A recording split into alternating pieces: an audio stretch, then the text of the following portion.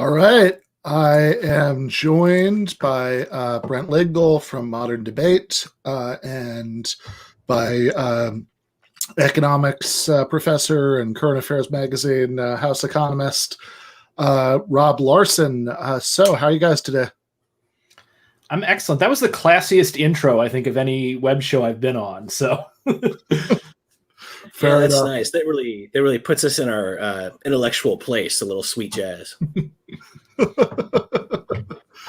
Yeah. Well, all credit goes to Cole James Cash, who contributed that, for the show. So that would say it's an old. I mean, obviously, it's not like playing every instrument or whatever, but it's an old session. It was recorded a while ago, and so he did that for like the cost of a lunch. So thank you, Cole. Thinking about him right now because he actually so he lived for like most of his life in California, and he just moved to Canada. He married a Canadian woman, and like he'd been up there for like 3 weeks or something, and he slipped on the ice and shattered his leg. And I mean, at least it's Canada, so he doesn't have to pay like $10,000 hospital bills, but it sounds pretty miserable. Yeah, at least it's Canada, and the most I can say there is he's really talented, and I'm glad you got that clip. Fair enough. So yeah, we're going to be watching Michael Albert, who is along with Robin Hanhels, one of the two main theorists of participatory economics, usually called paracon, which is a sort of particular idea for how a post-capitalist economy could be organized. Like a lot of people who sort of run through like the nuts and bolts of that have market socialist ideas about how that could work, at least initially. Albert's is one where you wouldn't have market mechanisms. You'd have like consumers councils along with the workers councils doing the coordinating production. People can watch time blurs together in quarantine, but at some point in the recent past, Albert was on the show, and we talked about it a little bit then, and I he has a lot of interesting things to say about it. There are certain aspects of it I'm a little skeptical of, but it's I mean, certainly I think in from my perspective, I mean, like he's certain, like certainly to lay my cards on the table, I think obviously any variation of the idea of having an economy based on workers' control of the means of production, I'm basically going to have warm-hearted thoughts to, and Destiny, who I feel silly every time I say that. It's like you're an adult, you can just Usually the only adults named Destiny are strippers. I'm just saying. It's true. Yeah, if you want to be taken seriously with that idea, like call yourself Fate, at least. It's the same idea, but like way less. Yeah, way less stripper. Yeah, like, oh my God, Destiny's, we didn't put her mix track in, like it doesn't sound. Yeah. It doesn't scream intellectual gravitas, but yeah, it's his choice, I guess. It could be, but first of all, on the main stage, Destiny's in the champagne room. Yeah, no, for sure. And he's so Destiny is somebody who back in like 2019, I debated a couple of times. He's somebody who's like I mean, sometimes it's a little hard to pin down. I mean, I guess he's like more or less a liberal in his overall politics. Certainly very skeptical about any sort of anti-capitalism. And he's, in the last couple of years, he's taken some unfortunate turns. I think his reaction to the post George Floyd unrest, last summer.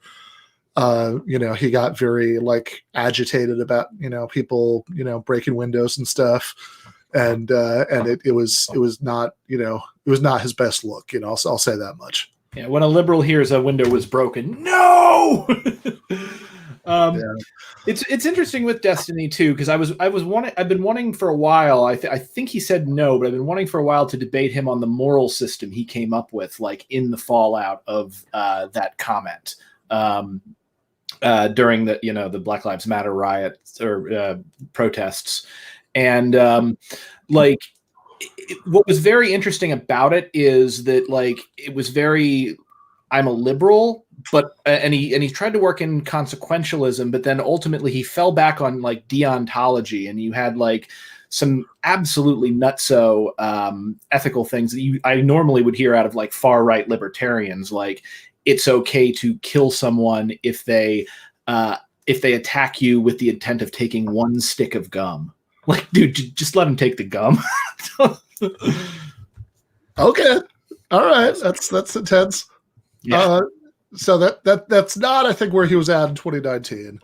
The first time we debated, it was just a sort of general thing about capitalism, and it didn't seem like, it seemed like he was back then relatively friendly to doing at least some, incremental social democratic things and seeing where they would go. And even if he also made some weird comments on that one, about how, if people didn't have to work as many hours, whether they'd, find useful things to do with their lives, or, things like that. That was kind of a weird passing moment, but overall, he just seemed like a sort of okay, sure, you can have some social democratic reforms. I'm a little skeptical about what comes after, but yeah, maybe, right? And then in the second one, I was on the Surf's channel. It was about rent control, and he was very he seemed to be much more agitated. In that one. The first one, I think he was playing a video game. He was it had this sort of late night in a dorm room kind of feel to the conversation. The second one felt felt a little angrier, he was trying to prove something at that point, and it was a weird thing because there was a point where I was making the point that universal social programs are better than means-tested ones because they're less vulnerable to political rollback, because everybody, everybody benefits from them. So other than, maybe extremely rich people, everybody knows that they're better off, if you keep them, whereas means-tested ones will often be,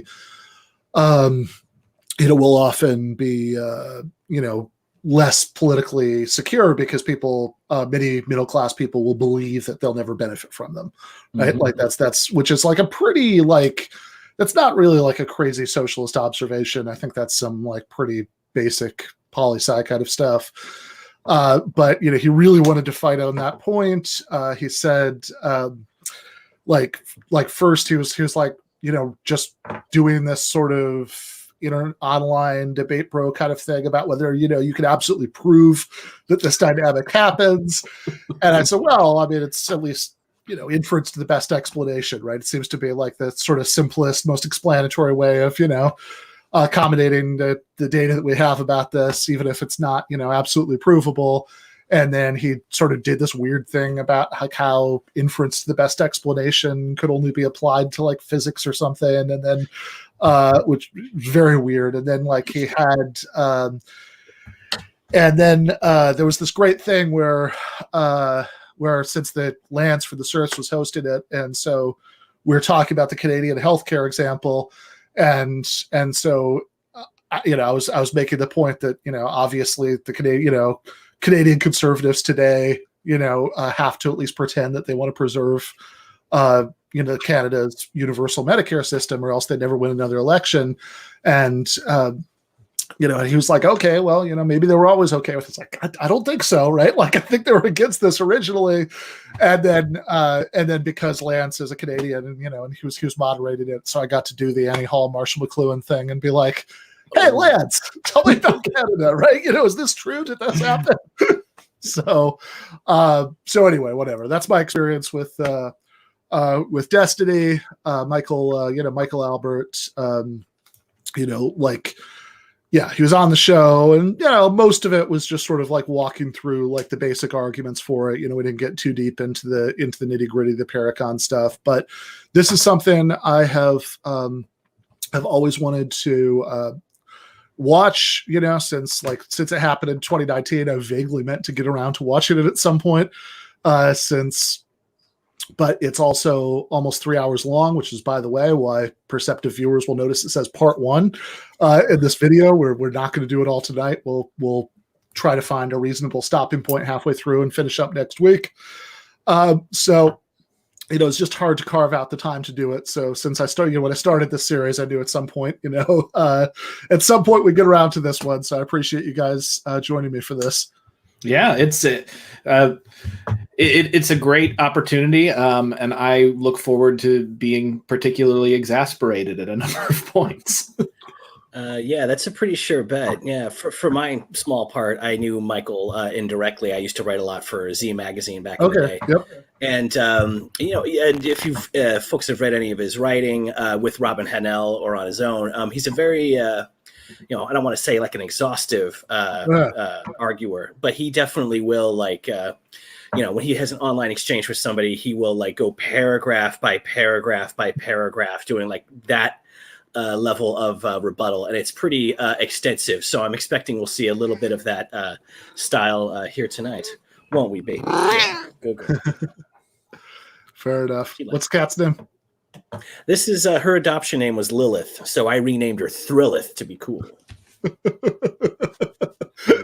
It sort of sounds like a particular kind of metal band from 20 or 30 years ago. Yeah, it does. Good girl. Oh, fair enough. So, okay, cool. Well, are you guys ready to get started? Yeah. All right. Let's jump on in. Look at it.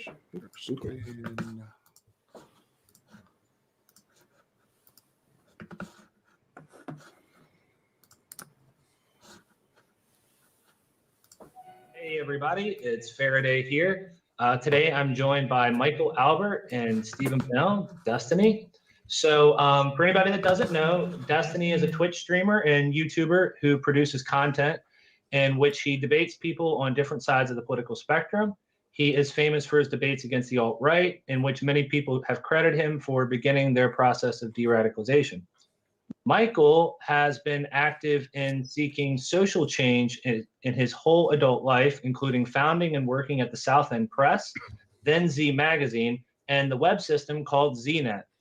He has also done much writing, including about the economic vision called participatory economics, or paracon, and sometimes also called participatory socialism, which he co-originated with Robin Hanel, and about the broader social vision, including other aspects of life, which he has also helped develop. Michael is currently hosting a podcast titled Revolution Z, which focuses on issues of vision and strategy, and is also trying to solicit interest in a screenplay he has written titled The Next American Revolution. Is there anything you guys wanted to say about your introductions before I move on to the questions or the topics? No, not me. I think we're good. All right. Sounds good. So, okay, chat. So today, a radical reviewer, you guys can thank him for setting this up. He got Michael on here because he wanted to see a conversation between him and Stephen. And so I asked Michael to send over some topics for debate. And so here's what we have. 1, what constitutes a good economy? 2, does either capitalism or socialism qualify? And if not, 3, what would be better? So, Stephen, I'll go ahead and let you start with that if you'd like, and then we'll just go from there. Okay, so I would say like a good economy, there's like 2 parts to it. One is like the actual like allocation of resources to make sure that resources are being allocated in a relatively efficient manner, meaning there's not a lot of waste. And then another would be that like some hopefully some like bare minimum standards are being met that we would decide in a society should be met for citizens. So for instance, that people have healthcare provided to them, have the means to secure some form of housing, can acquire an education, have transport, stuff like that. Like kind of like broadly, roughly, I would say that like those are like the two important parts of like any economic system for me. And then did you want me to answer the capitalism socialism question, or? Well, why don't we stick with this for a little while? Yeah, sure, Michael okay, can go ahead and reply to that. I have a question for you. Uh-huh. Why do you set the bar so low? That is to say, why not demand of an economy, or at least desire of an economy, and see if you can attain it more than you say? That it cause people to be solidaritous with one another, to have a sense of empathy, instead of a rat race in which they view each other as means to personal ends, or that it delivered to people an ability to control their own lives, to self-manage. Now, I guess if you think these things are impossible, okay. But if these things are conceivable, wouldn't we want an economy to deliver them, and more besides? So there are two parts to this. So the first one is deliver to people a means to control their own lives. That can mean a lot of different things. So Sure. So like insofar as like just the ability to transport yourself and to like get an education and move, I would hope that like a capitalist system should be able to provide this, or my like ideal economic system should be able to provide for this as a baseline. I'm guessing when you say a means to control their lives, you mean probably more robust than that, like the ability Much to more. Yeah, for sure. I mean, these are things. So I draw a distinction between like economic system and policy. So these are things that I would hope to achieve with some sort of government policy, because I don't know if there's any economic system that could like just by virtue of setting up or establishing that economic system will deliver on these things, like giving people like very high standards of everything. But wouldn't you agree that if an economic system could be structured in such a way that people had self-managing say over their lives, that they had an influence on decisions roughly in proportion to the degree that they're affected, say, that would be a good thing? The closer you could get to that, the better it would be. The more that the economy instead created a situation in which you had virtually no say over most of the economic choices of society, what's produced, how much is produced, where it goes, that would be a worse thing. And similarly, just to throw in one more thing, there's the question of what people get. So the economy produces a whole bunch of stuff. Call it a big pie. Well, what share do you get? Do we want a situation in which an economy delivers some kind of equitable share to everybody? Wouldn't it be better to the extent that we had that? So in other words, I'm saying that beyond what you began with, probably you won't stop there, but beyond what you began with, we just shouldn't waste stuff, which I agree with. We should allocate in a sensible and if possible, and it is possible, an efficient fashion. Beyond that, the economy should also not push us into being our worst selves, but help us be our best selves, where that means solidaritous with one another, equitable relations with one another, a fair allocation of resources and outputs, and so on, and control over our lives. If we could do all that, wouldn't you agree that that would be desirable?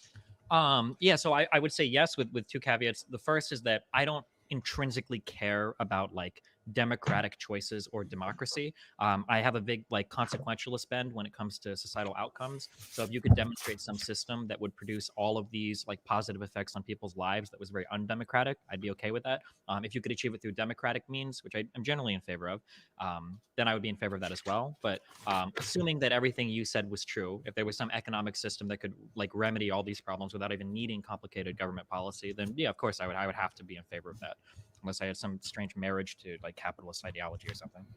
Okay. And we probably will agree also, I think. We might feel it's the best you could do, but we will probably agree that capitalism doesn't deliver to people control over their lives. It doesn't deliver to people working in a workplace, in a corporation, control over their work lives, for example. And it doesn't deliver to consumers, people living in neighborhoods, control over the allocation of resources to public goods. It doesn't even deliver the stuff that you talked about at the beginning, but I don't want to spend a lot of time on the extremes. In other words, it doesn't deliver housing for everybody. It doesn't deliver healthcare. It doesn't deliver, but it could. Let's say it could. I want to go well beyond that. Sure. If possible. Yeah. I kind of hesitantly agree, but I have to be careful because the way that you use some of these words, if I agree too much, then I've already agreed with everything you said. So I guess or I'm going to agree with your final conclusions if I grant too much here. So when you talk about like, does capitalism yield like some level of control? I mean, it does. For instance, we can make choices about which consumer goods we want to buy, to some extent where we want to live, to some extent that, that we exercise some control with our wallets, right? Now, the type of control that we exert is probably not as great a degree as what you would like. I'm guessing you're going to say that. But I would be careful. Like, I wouldn't agree that capitalism gives us no control. I think by definition, I didn't say it. Yeah, I didn't say it gives us no. Sure. Call it influence. It certainly gives us some influence. It gives some people a whole lot of influence. Sure. Right. It gives the people who own workplaces and who have fortunes on the consumer side and who own workplaces on the producer side. It gives them a whole lot of control, a whole lot of influence. Yeah. It gives doctors, lawyers, engineers, managers less, but a significant amount of influence. But then it gives people who are in rote jobs, in repetitive jobs, much less influence, virtually no influence over their work lives. In fact, if you think about it, I think even Stalin, right, as horrendous a political figure as most people in the United States can dream up to talk about, even Stalin never dreamed of telling people when they could go to the bathroom. But owners of workplaces routinely establish norms about when it's okay and when it's not okay to go to the bathroom. So the amount of control that most working people have, not the managers, not the owners, certainly, not the accountants, not the engineers, but most repetitive working people in jobs that aren't empowering, the amount of control that they have is very nearly nil over their work lives. I think that's just, I mean, I think I hesitantly agree with that. I don't know about XD. I'm sure somewhere in the Soviet Union they probably had scheduled bathroom breaks somewhere, I imagine. Fine, that would just be terrible. Well, I guess it depends on the type of job you have, right? Really? In other words, should it be the case that in the United States, the owner, or in the Soviet Union, which in my eyes is a despicable economy, or in the Soviet Union, a central planner or a manager in a firm, right, determines what the arrangement of work life is, whether or not you can go to the bathroom at certain times, how long the workday is, how you work with each other, et cetera, et cetera. I mean, these are things that I assume you would like to do away with if we could. I guess possibly. I mean, I don't think there's a disagreement here, but I mean, like, I think we could agree that, like, let's say, for instance, we both agree that the TSA is necessary. You probably don't you don't want everybody. What? Sorry. I'm sorry. The Transport and Security Administration in the United States, the people that do like security at airports, you probably don't want like all of them going on a bathroom break at the same time and letting anybody walk through. Okay, sure. But yeah, so I mean, so I mean, insofar as like necessary stuff like that is what I mean by dictating bathroom breaks. Okay. I mean, in terms of like managers just being cruel or something is kind of silly. I wouldn't want that to happen, of course. But yeah, we probably don't have a major disagreement here, I think. But. Okay. And now what about equitable outcomes? In other words, the workforce produces a whole lot of stuff. The stuff gets distributed. It gets distributed because you get an income and that gives you a share of the total product, right? So we get a share of the total product. What kind of share do you think, forget about whether we can accomplish it for a moment, what kind of share do you think is really equitable? It is really fair? So this is where we're going to probably diverge pretty hard. So I don't believe like in concepts of like fair when it comes to like an analysis of economic systems. This is usually what I would use like government policy to shore up. Like I can tell you what fair means like in a capitalist sense, right? That the labor that you provide to somebody, it's paid what a market is willing to pay for it, which is kind of like circular. But like that's how I would like see like, well, is something fair or not fair? And then you would try to find like maybe market failures that inhibit like one side from being able to negotiate like a fair wage or something. But yeah. But you're assuming your goal. I mean, you're assuming the end. You're assuming that these institutions are the way things are. Mhm. And if I thought these institutions were the way things are, I might say something very similar, Okay. right? But I'm suggesting, can we at least entertain the possibility that maybe we could have a different set of institutions that have different outcomes? And if we could do that, right? Mhm. What kind of outcomes would we want? Yeah, of course. Yeah, we entertain ideas all day here. Yeah. We Okay, so entertain all of them, yeah. all right, let me suggest something. Sure. Okay? I don't think income should be a function of power. I don't think you should be able to have what you can take. Okay. Would you agree with that? Well, it depends on what your alternative is going to be. Okay, I don't want worse, obviously, than anything that I'm going to say. Well, of course, I anything you say you're going to feel is better, right? You're But very I mean, like, cautious. yeah, I mean, like, we both, for instance, agree that central planning in the Soviet Union did not turn out well, right? But they thought that was better than a market forces or whatever determining things. So, Well, we should be a little careful. I hated the Soviet system, Mhm. okay? But actually not because central planning didn't work, although I think it didn't work. But I think it didn't work for different reasons, probably, than you think it didn't work. I think it didn't work because it was authoritarian. You think it didn't work because it didn't get the economic job done. Am I right about that? yeah, the calculation problem, basically, yeah. Okay. Although the Well, authoritarianism probably played into a little bit, but yeah. okay, but neither one are real. But I don't want to debate that because I don't want to defend that system. But I would ask you to think about just this. Mhm. When people think that the central planning in the Soviet Union didn't work, they compare the Soviet Union to the United States. But if you compare the Soviet Union to, say, I don't know, Brazil, which at the time of the Soviet Revolution was in comparable condition to the Soviet Union at that time, and then you look 50, 59 years later, or 60 years later, or 70 years later, and you compare the two countries, Soviet Union is doing vastly better by the standards that you would describe. Worse than the US, but better than countries that were comparable at the time of the revolution.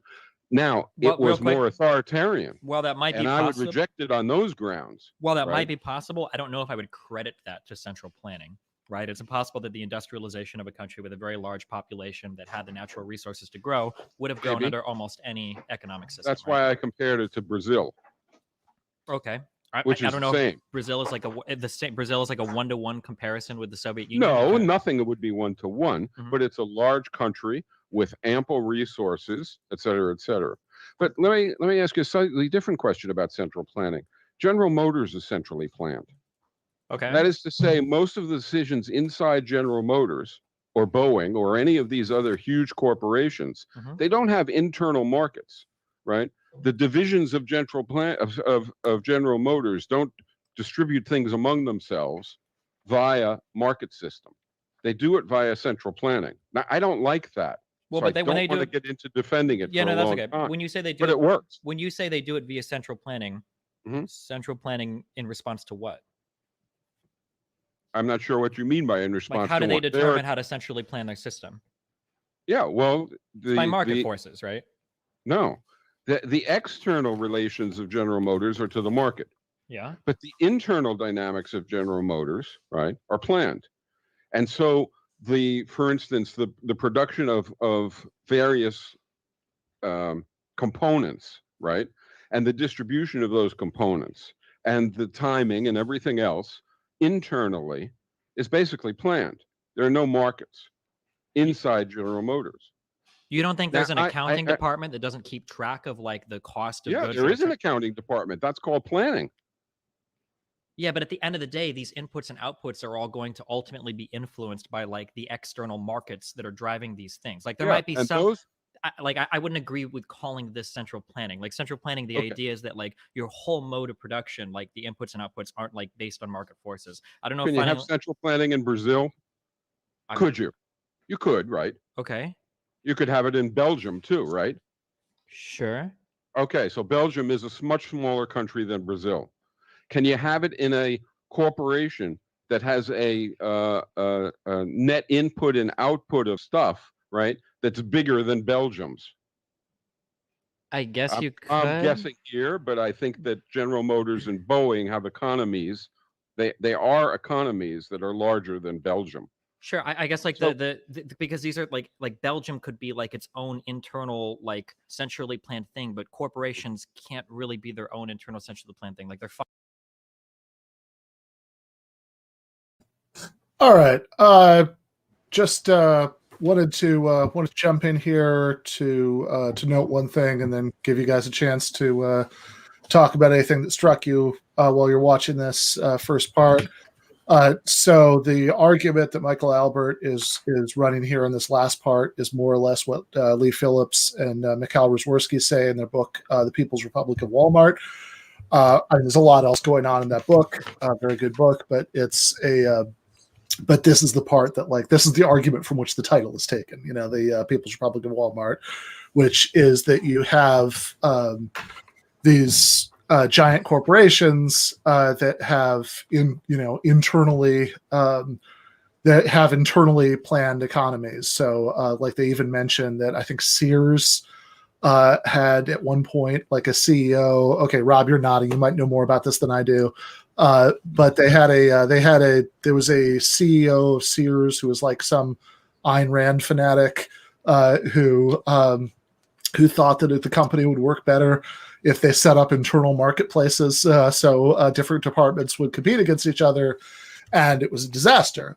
So like it's not a trivial fact about these large corporations that they have internally planned economies, that there are no markets within them, that the relationship between different units of it and everything, it's more or less like the different units of the Soviet economy internally.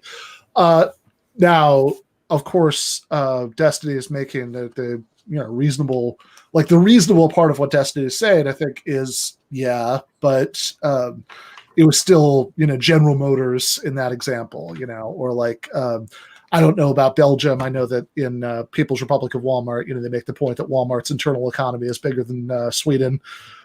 So that this internally planned economy is still interacting with a world market, is still interacting with the larger market, and that this is where the planners, get their cues from ultimately, that the plan is ultimately responsive to what's going on in this larger market that it's part of, which again, I think is a fair response as far as it goes. But where I get confused by the response is that if that means that they don't count as a centrally planned economy because it's not a completely closed system, then the Soviet Union wasn't a centrally planned economy. Yeah, which was pointed out by Michael. That was brilliant, by the way, because the reframe that he did by saying, okay, but these companies exist within a capitalist marketplace, therefore it's not central planning. Immediately, I probably would not have thought to jump to a country, but he's 100% right. And this is a thing that you will see capitalist apologists do all the time, is because economic systems for a globe kind of run like an OS, and you can't run Windows on a Macintosh or Macintosh on a Windows without changing the OS. They'll try to do this thing where basically whenever you make an appeal to some other system outside of that system and try to use data from inside the system, they will invalidate it by claiming, well, no, but it's actually because of markets. Or if you make an appeal to something purely hypothetical that's not within the system, then they attack it on grounds of it being purely hypothetical. So this was really, really nice here. I think I actually had just in there, like, he just got body checked on that one. Yeah, that's really interesting. And yeah, I have to say Albert is definitely fast on his feet here with that. That's pretty good. My first observation is how great it is that Destiny eats big sloppy pizzas on camera during the debate. Even I just like that. I'm going to do that in my next public debate. I'm going to have a giant friggin' hoagie and just eat it really disrespectfully while the other person speaks. I just like that a power move. Yeah. Oh, yeah, it was definitely a power move. He doesn't seem nervous as he dives into that sloppy entree. His destiny is to get food in his beard. That's the that's the real thing I've learned today.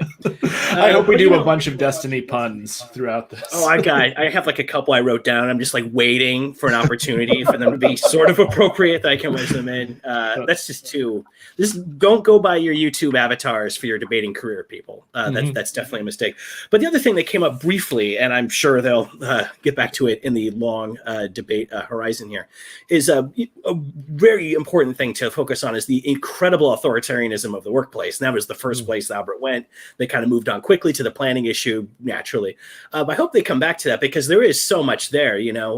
When I have had the incredible pleasure of debating capitalist and libertarian figures, a thing I always like to go to is, if one of your workers gets pregnant, is it okay to fire them?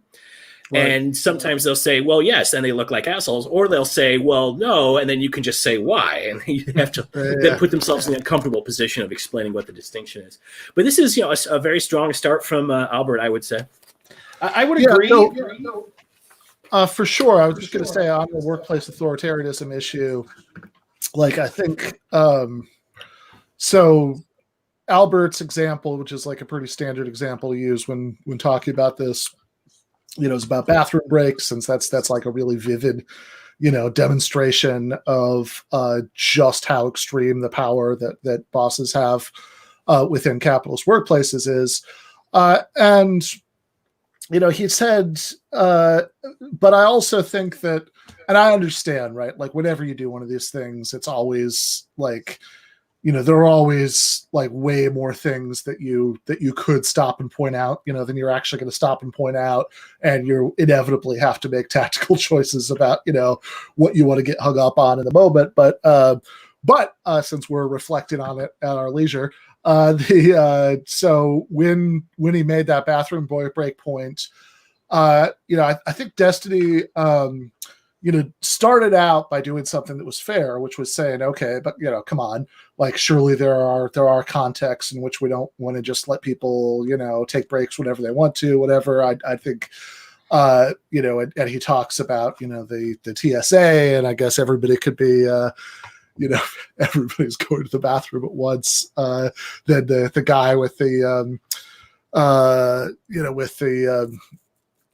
I don't know, like his suitcase is ticking and, whatever, just gets through, without having to be screened, because everybody's going to the bathroom at once, and you can't have that.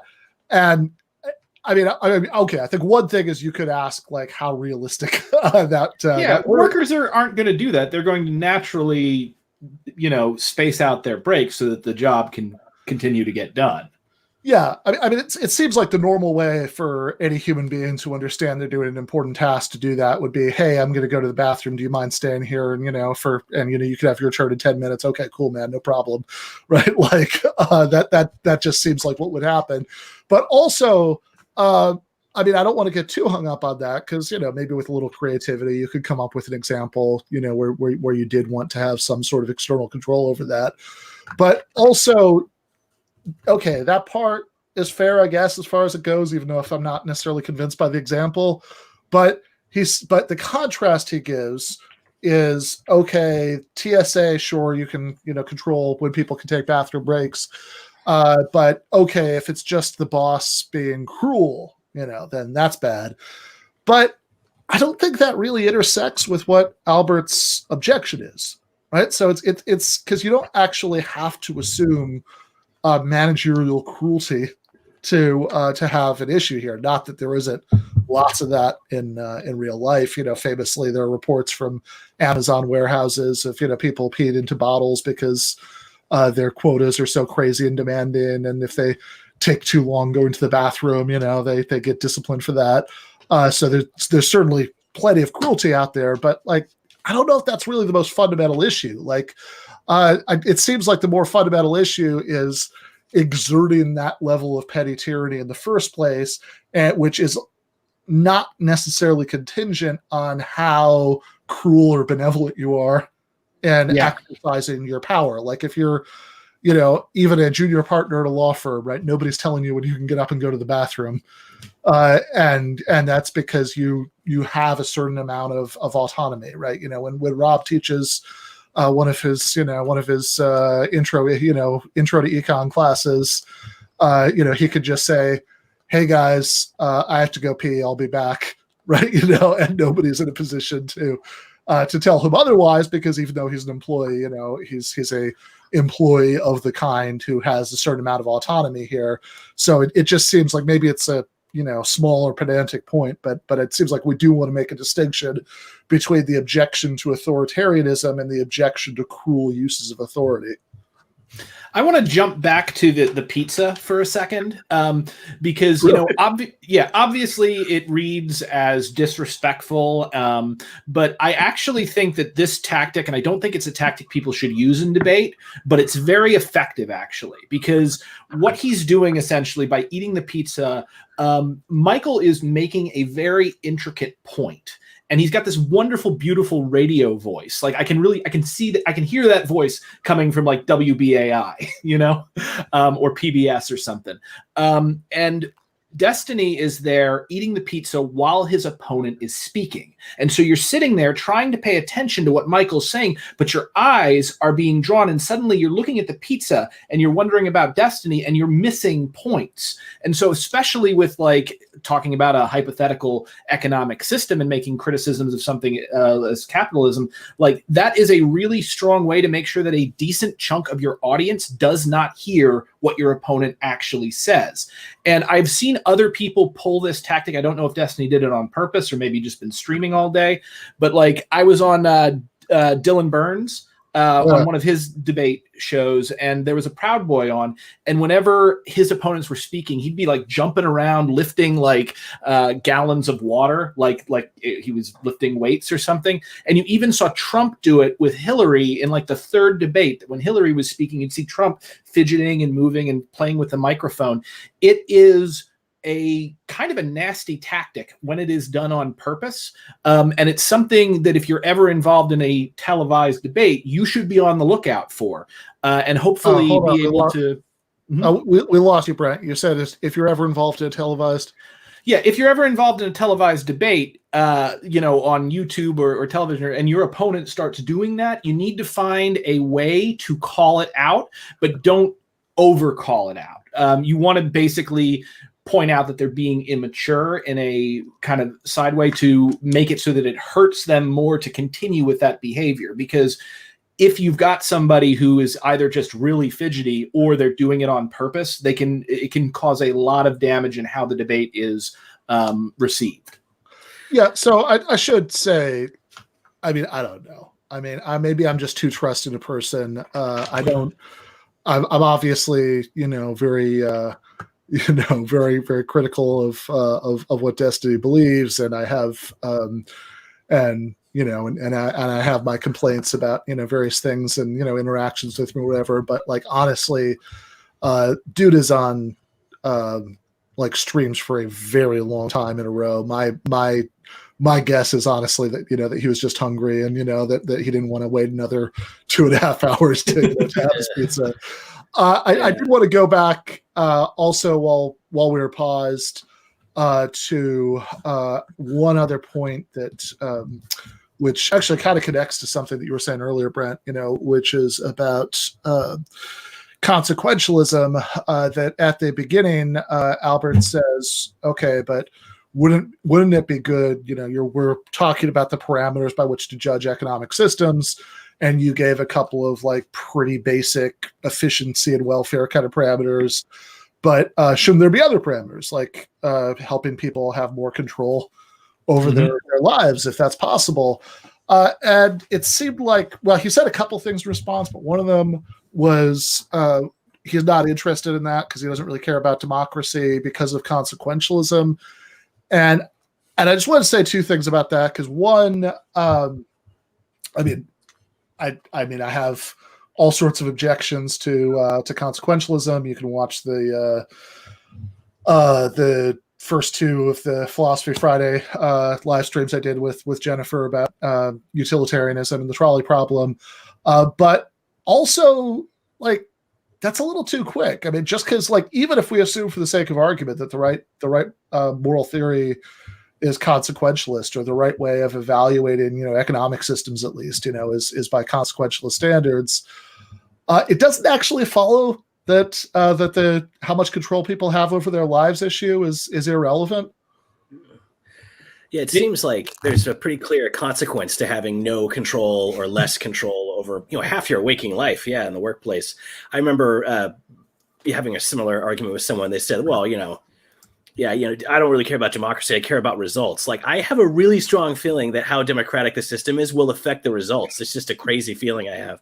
Yeah. And I agree with what you guys are saying about, I just want to real fast refer to what Brent was saying about the food and that. Yeah, to me, this looks more like just, this is streaming etiquette. You eat on camera, and related to that, this godforsaken comment thread that's on screen. I hate it very much. I hate its presence. I hate what people are saying on it. To me, this is all just like the kind of the streaming landscape of norms, But that's interesting. But then, especially, saying I don't care too much about democracy, it relates back to what he said a few moments ago about the workplace authoritarianism. He said, "Well, we don't want people to be cruel." He turned that into like, we don't want cruel employers. Like, well, okay, this is like a common thing you will run up against when you debate people on all kinds of issues related to this. Let's say, well, yes, you don't want a cruel authoritarianism. They should be nice. You want like one who's going to be like nice to you. This is, I got to say, like the dumbest statement you could ever make in my weird view. I mean, people will say, I've known people personally who will say, we need this country needs a benign despot. We need someone who's nice, but will take control and make the good things happen, because that's easier than me having to engage with the mess of vaguely democratic politics. It just is always kind of astounding to me. Yes, some nice king or dictator, that's good. Maybe tomorrow they get divorced or they have a freaking stroke and then they're cutting all of our heads off tomorrow. Like, it's just such a bizarrely short-sighted view. I doubt Albert will let him get away with that over the remaining 2 hours. That's exactly right. Like, I mean, this is I think there are I think there are a few different ways that the democratic process could be consequentially important. One is one that you sort of alluded to, which is that you just have very different decisions. If you have the great mass of people in on the decision-making process, the decisions are way more likely to favor their interests. Another one is just that most human beings don't particularly enjoy being told what to do. And so if they have to be under the thumb of this person who has this pretty extreme amount of power over them for 8 out of every 16 waking hours, for 5 days a week, that's something that's going to lead to a lot of avoidable human misery, at least assuming that there's a democratic system that wouldn't have some bigger disadvantage. And then that last point I think is really crucial, right? Like that I always atheist that I am, I always still think of the book of Exodus. Then there was a new Pharaoh who knew Joseph not. Right? That just because the old Pharaoh was somebody who liked you and treating you well, right? Doesn't mean that it doesn't matter that you're being ruled over by a Pharaoh, because there could always be a new one. Or as you say, they could get divorced. They could have whatever happens to make somebody who used to be nice to you a miserable prick if you can't vote them out. That's going to be a big problem. And I think in other contexts, and I understand, of course, in capitalist workplaces, typically even if you don't have a voice, you at least have exit. You can leave, although that's also a limited solution, because if you can only exit to other authoritarian workplaces, then even assuming the right kind of labor market where it's very easy for you to go from one job to another, which obviously isn't always the case, to put it mildly. In fact, the more you do that, the harder it will be each time. But it's also, any time that you spend between jobs is going to look bad, because what are these empty places on your, on your resume? But it's also something that I think in the context of other systems, I think most people, at least with some time separating us from those systems, would see the problem. Like, I'm sure even slavery apologists said, yes, of course, you shouldn't be cruel to your slaves. You should be a kind master, but the problem is you give one human being too much power over another. It's unrealistic to expect quite a few of them not to abuse that power. And so for purely consequentialist reasons, you might still think that the best way to safeguard against that kind of abuse is to limit the amount of power that anybody has over anybody else. And the traditional way that we do that in the political sphere is by, having like a parliament instead of a king, by democratically distributing that power and giving people, at least some control over it. You can at least vote out the people who have it. And so even on consequentialist grounds, you might still think that that's the way that workplaces should work also. Yeah. I mean, I think the logical extension of what he's saying, and both of you have touched on it, is that you would be that particular narrow view of consequentialism is you're in favor of a benevolent dictator. And, there's a million problems with that. The other one that I might also point out is that people are not static. We change, and you could take a great benevolent leader and by giving him absolute power, make him into a monster. Once your relationship to the means of production and to the other people within your life, once your environment shifts, you change to accommodate that new environment. And that can make people evil or foolish. So I really want to point out, though, I love this point about the reframing with Stalin and bathrooms. And I also wanted to just make sure to get out here right at the end, the sort of technocratic consequentialist thing that he likes to do here. This is a very common flex. It's like a debate bro flex. I remember this from pre-web 2.0. You'd see people where they essentially put on a face of technocracy, but then behind it is sort of this implicit worship of power and cruelty that they're not going to say, and they're maybe not even fully aware of, but that reads as strength to a lot of people, a lot of young men who are, in this same kind of culture. So I think beyond the actual, problems with it is there's an implicit emotional appeal there that may go unnoticed. Yeah, I don't know. I mean, like I said, I try to. Well, I don't think he's doing it on purpose. I think it's a cultural thing. Yeah, I mean, I might be sympathetic to that critique. I mean, I try as much as possible not to, sort of attribute bad, internal motivations. But I do think it's probably also true that as you say, in our culture as a whole, there's a lot of vicarious identification with economic power, even by people who don't have very much of it. But in any case, that's yeah. And whatever. So I guess I'll just say last thoughts before we start back up. That I mean, I don't have. I think so far, Albert has done very well. I know that it's not uninterrupted high points, and I remember I haven't watched this all the way through before, but I think I watched part of the end before, and that Albert has a bad moment with regard to stock markets and and sort of explaining that part of the critique of capitalism, and whatever. I'm sure there's stuff that. I don't agree with Albert about everything. Although some of the things that I disagree with him about, I think Brenton at least agrees with him about. So we'll get, and then I'm not quite sure where Rob falls. Albert is.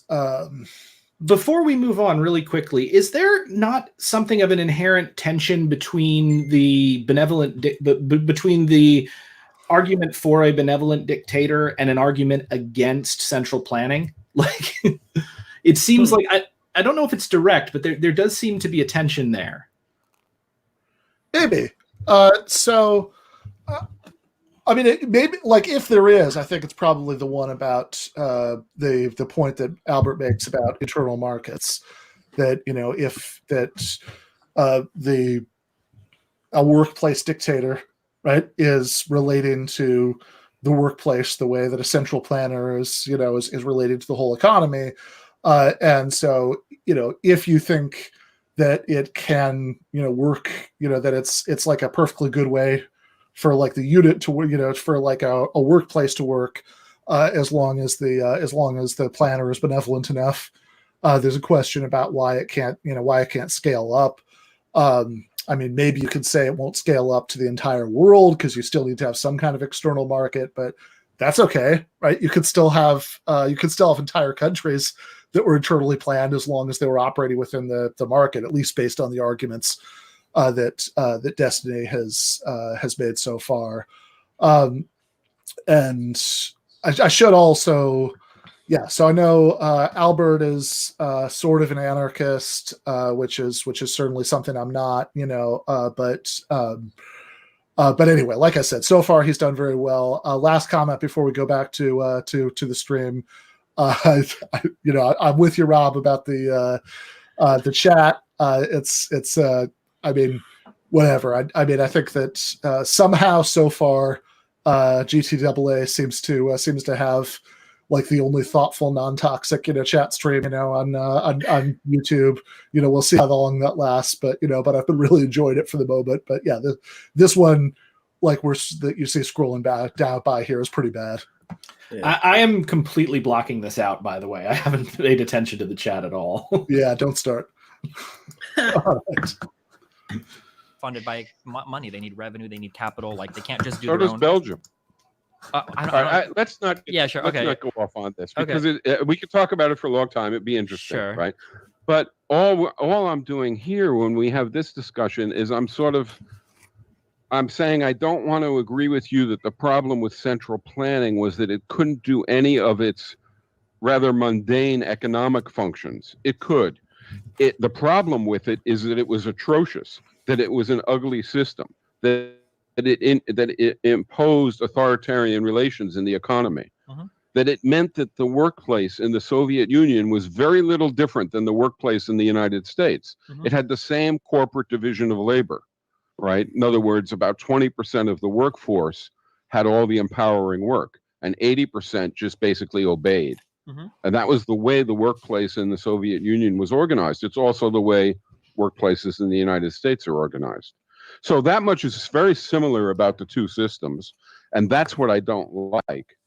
I don't like the division of society so that some people have tremendous power and other people basically follow out what those former folks decree will happen.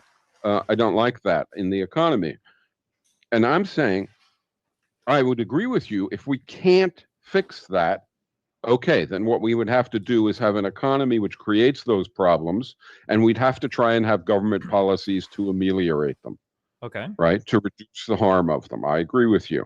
But if we could change the economy so it didn't create those problems in the first place, and so instead it created a situation which, we'd like. Right. Yeah, I mean, I'm going to agree with you. If you have an economy that can remedy all these problems without the need for external policy, it would be superior, of course. All right. So now what we have to the second part of the let's we didn't finish with the income thing. What income or thing? the democracy thing. I have to admit I was a little surprised, and I was thinking about it while talking about other things. By your saying that you didn't care about democracy that much. I'm similar in a way. Okay. I care about something called self-management. And in some situations, democracy is the best approximation of that. Okay. But suppose you have a thermostat on the wall in your room right there. Okay.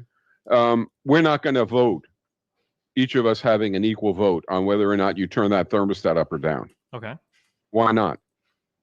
Because it's my thermostat, proximity, local, yeah. It's going to affect you. Yeah. Right? That's the real issue. That it's going to. And let's suppose that, I don't know if you're in a house, but let's make believe you're in a house and there are other people in the house. And if you change that thermostat, it's going to affect those other people. So they should have some say in it too, right? Sure. Okay. That's what I care about. I care about having an arrangement of institutions, whether we're talking about the political institutions or economic, in which people who are affected by decisions have a say in them. And indeed, if to the extent possible, you can't do it perfectly, but to the extent possible, they should sort of have a proportionate say. That's why you get complete say over that thermostat in your room compared to me, and a lot of say compared to other people in the house. Okay. So I think we all agree with that. It's so simple-minded, and it's so, but what we don't do is think about whether or not an institution can deliver it. Okay. If it could, that would be good, right? Theoretically, yeah. Yeah, okay. All right, so back to distribution of stuff. All right, let me propose something for you, and you tell me what you don't like about it, if there is something you don't like about it. Okay. I don't think people should get stuff because they can take it, because they have bargaining power, because they have more power than others, and they can sort of take more. I don't like. Some people do like that. Al Capone, the famous crook, the famous. Yeah, I've heard of him. Okay, Al Capone was asked whether or not he liked the United States once in an interview. Okay. And he said, yes, I love the United States. It's fantastic. The interviewer said, why? And he said, well, you get to keep what you can take. It's basically a thug's formulation of what distribution should be. If you have more power, you take more. I don't believe that. Yeah, Brent, you want to point something out? Yeah, so just a second ago, and this was really subtle, but you noticed when they asked about the thermostat, Destiny appealed to property rights. So he went with a deontological thing of, I can control the thermostat because it's my thermostat or it's within proximity to me. And Alpert was the one appealing to consequentialism. You control the thermostat because it affects you.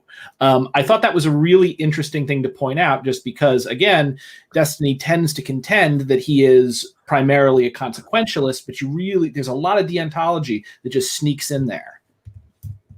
Yeah, no, that's interesting. Like, I don't know if it's, I mean, he would have had to say a little bit more for me to be sure of where he's going with that. But I did notice that his answer was because it's mine, which of course is a little bit different than what Albert thought the obvious reason was, which is that it affects me in a way that doesn't affect anybody else.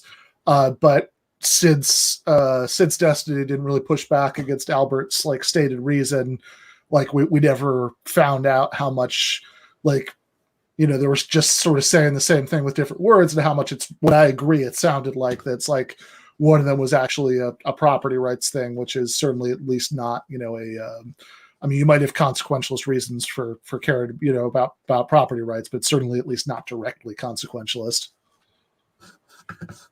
Yeah. Anyway, I thought that was important to remark on, just basically based upon what I've observed about what he said about his moral system later on.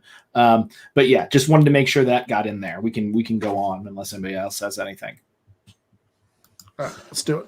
Yeah, let's try to get another chunk done before we stop again. Sounds good. I also don't believe that people should get for property. People should get for property? Get income for property. In other words, you want to decommodify housing? Yeah. So, in other words, if you own Microsoft, you have a piece of paper in your pocket which says that you own Microsoft, then you get, more income than the entire population of Guatemala, say, or 4 or 5 of those people get more income than 50% of the population of the United States. And why? Because they have a piece of paper in their pocket. That's literally the reason. That's the only thing that's required, that deed to property. So maybe it's necessary, right? We're not talking about that. Maybe there's no way around it. Mm-hmm. But if there is a way around that, I'd rather not have people who own property and then get income based upon what that property generates in the economy and therefore own fortunes. All right, so the last one, this is the controversial one, perhaps. Mm-hmm. I don't believe that people should get income by virtue of having been born with certain talents or skills or capacities. So I don't think that because you're born with very fast, very strong, very quick, very musical, whatever it might be, whatever that talent might be, because you're born blessed with that talent, we should pile on top of that money. We should pile on top of that income, right? You didn't do anything to, just like you didn't do anything to be born the kid of a rich parent who inherits property. You didn't do anything to be born with these talents, right? And it's a great blessing, but there's no particular reason why you should be given a great amount of wealth on top of it, I don't think. So for me, what it comes down to is this. You should get income for how hard you work, for how long you work, and for the onerousness of the conditions under which you work, as long as you're doing socially valuable labor. Right? Mike, So you have to be producing something that's valued, and then you get income for how long, how hard, and how onerous the conditions are. And that's it. So how does that separate from the talent? Like if someone's like naturally faster, then they might be able to do work faster. If they're born smarter, they'll be able to get more work done. So could you? But I didn't Did you suss that out? Yep. Yes. I didn't say that it was the amount of work that they do, right, or the amount of product. So you're right. If we say that we're going to give you two guys go out in the agricultural field, one is much bigger and stronger and one is smaller, and they do whatever it is that they do for 8 hours, and the big strong person has a huge pile of stuff and the other person has a little, a fourth as big. Okay, so you're right. So that intrinsic inherited genetic endowment makes a difference. But I didn't say we reward or we remunerate or we give income for the amount of product. I said we give it for how hard you work, how long you work, and the onerousness of the conditions under which you work. That's not the same thing, right? If you happen to have better tools, you'll produce more, but you don't get rewarded for how much you produce. You get rewarded. Small guy goes out into a field and he gives it 120%. And a big guy goes out, gives it 100%. Big guy brings back twice as much as a small guy. Assuming you could measure the effort of their work, you would pay the small guy more because he's working harder under similar conditions. Exactly. Okay. Now, set aside for a minute, because this is the only way to think about this a step at a time. Does it work? Would it be a disaster? And just tell me, do you think it's fair? You think it would be equitable? I'm very uncomfortable with using the word fair for economics, if for no other reason, because are you familiar with the concept of determinism? Yes. Okay, so I'm a hardline determinist. So like when you talk about like biological advantages, like, I mean, I would take that even further and I would say literally any advantage you have in life is completely unearned, and even the effort you put into work is predetermined. That's not really relevant to this, but I guess like I'm not comfortable like ascribing fairness to like what people are paid or not paid. I'm just more concerned with like the final outcome that people are being taken care of as best as we can in society. So yeah. Okay, so would you say that we're taking care of people as best as we can, right? If when they work, right, they get their income for how much they can take? Probably not. Sure, not necessarily. Okay. Or for the property that they have, probably not. Now, this last one, maybe you would say. You might, I don't know why you would say it, but okay. Michael Jordan earns, or let's say LeBron James, I'm older. LeBron James earns, I don't even know what his salary is, but let's say it's $20 million a year. Okay. Is his product worth more or less than $20 million, do you think? Well, that word worth, that really depends on, so in my world, in my circular in our world right now. Yeah, of course. If somebody's willing to pay for something, then it's worth whatever someone's willing to pay for it, is what I would say. Okay, but wait a minute. Yeah. No, that's not clear. LeBron's product is what? Him playing basketball. Sure, the entertainment he provides. Yeah, him playing basketball. Yeah. Okay. So, and the owner pays him, let's say, $20 million a year. Okay. Or was the product, right, worth $20 million, more or less? I mean, I think I see where you're leading me. If we're going to exploitation of labor, obviously his labor was worth more if somebody. I don't believe in most of those terms. Okay, well in that case, yeah. I mean, I'd say that literally by definition, if you have the beautifulest, bestest house made of pure gold, blah blah blah blah blah, if people are only willing to pay you $1 for it, it's worth $1. And in a capitalist, in a market economy, things are worth. How much were people willing to pay for to see LeBron's play? Well, in this theoretical example, it's 20 million by the owner of the team or whatever. What? Hold on a minute. Okay. They weren't the only ones paying. They were paying LeBron. Okay. But the audience, right, all over the world is paying to see LeBron play. Okay. So the worth of his product is a lot more than $20 million. I disagree.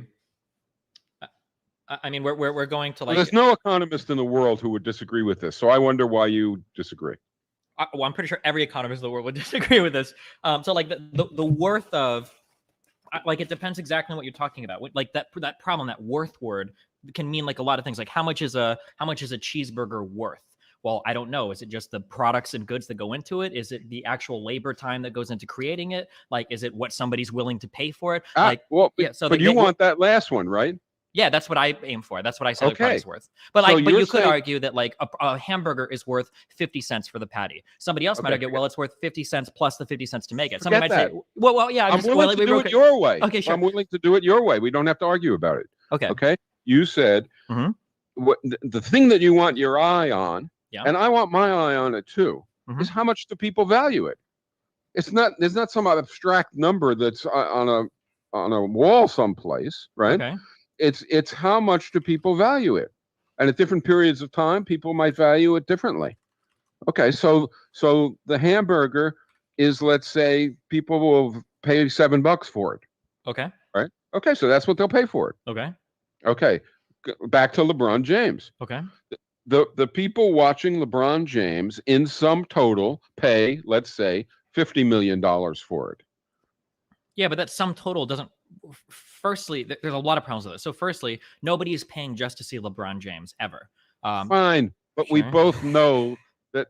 Come on. Well, no, because this is all like you can't just like strip away all these parts, because then obviously my argument seems absurd. So, firstly, nobody's paying to see LeBron James. They're paying to see LeBron James play in the NBA, right? So that's already like one huge thing. So you're paying for access for that entire institution. Firstly. Secondly, no individual is willing to offer LeBron James over $20 million. Collectively, if everybody wants to throw $1 or $2 at him, well, like LeBron doesn't have a way to collect, that type of revenue. Now, maybe they all came together and they formed some investment structure and then bought him out to go do something they could. But like, it's a little bit more complicated. They're saying, well, since everybody is willing to pay some amount of money to see an institution that contains LeBron James, therefore he's worth more than 20 million. I think I reject that analysis. I think it's too simplistic. There's a lot of stuff that's going on here in terms of stuff that's building value around LeBron James. Okay, I'm not sure how we're going to get past this. Sure, but let's try. You said that the hamburger. It made sense to you to say what the hamburger is worth in society turns out to be, let's say, about $7, the amount that, whatever it is, the amount that people are willing to pay to get the hamburger. Okay. Right. Okay. So if somebody produced 100 hamburgers, it would be $700. If somebody produced 1,000, it would be $7,000. Now, you could produce too many, so it was waste. Okay, sure, but let's forget about that. Yeah. Let's forget about that. Okay, so if the person is producing hamburgers and they produce long enough to produce, I don't know, 100 hamburgers. Okay. Do you think we should pay them $700? What do you mean by what should we pay them? What we ought to pay them, or what, that should is also a really loaded word. Well, yeah. I mean, I don't. Well, because should can mean like morally, like what are they entitled? If you're not willing to say should, if you're not willing to say ought, if you're not willing to say what's right, what's better, and what's worse, then there's no way to evaluate anything. No, you can't. You can't say something is bad, and so you have to stick with what you have. No.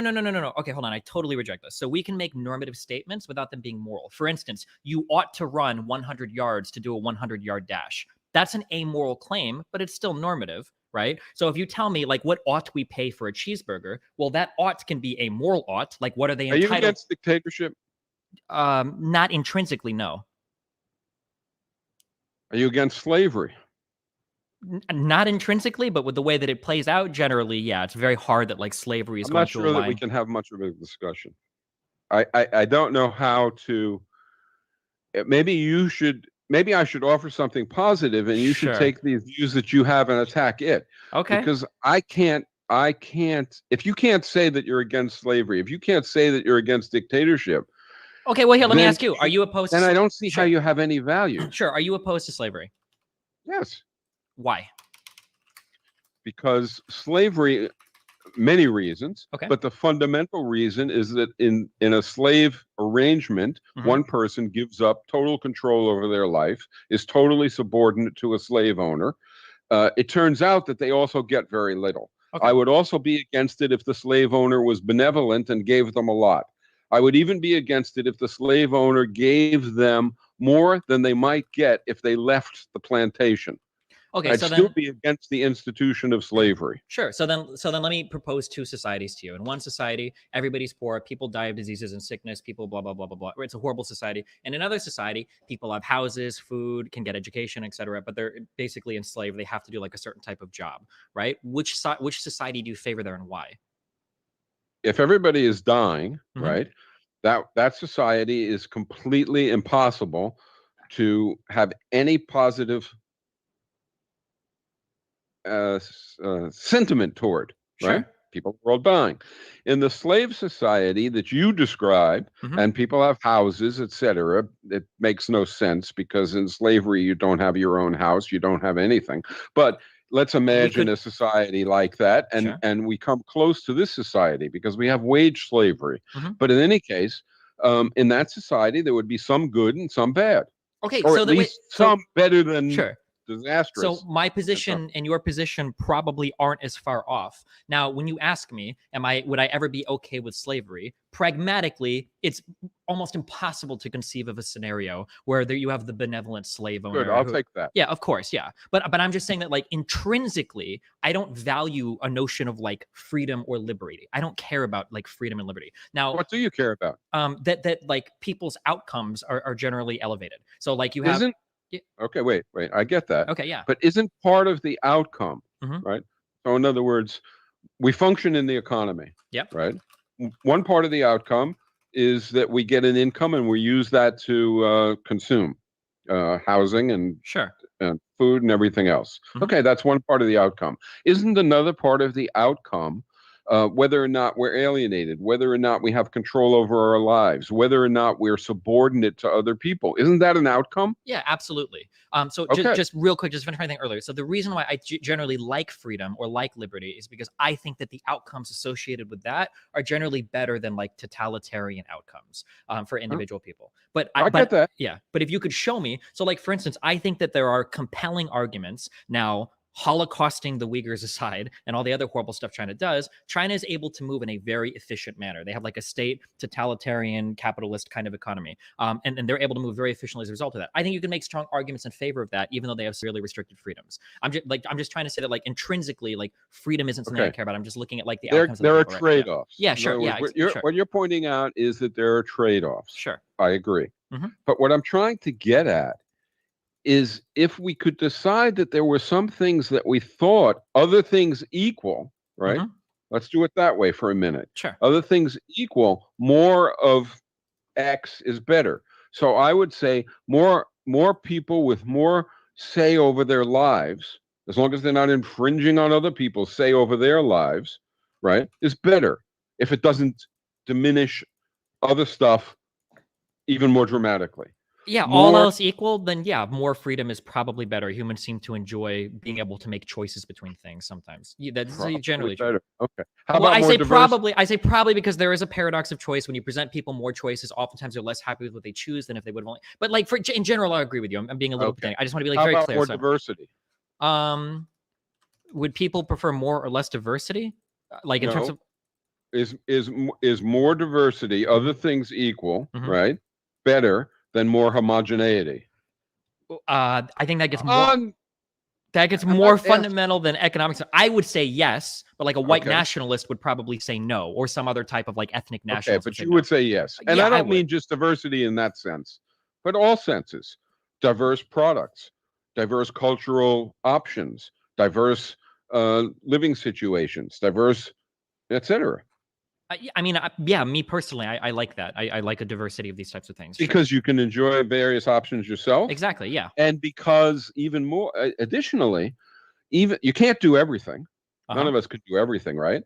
So if other people are doing other things, we can vicariously enjoy and learn from that also. Yeah, it's possible, sure.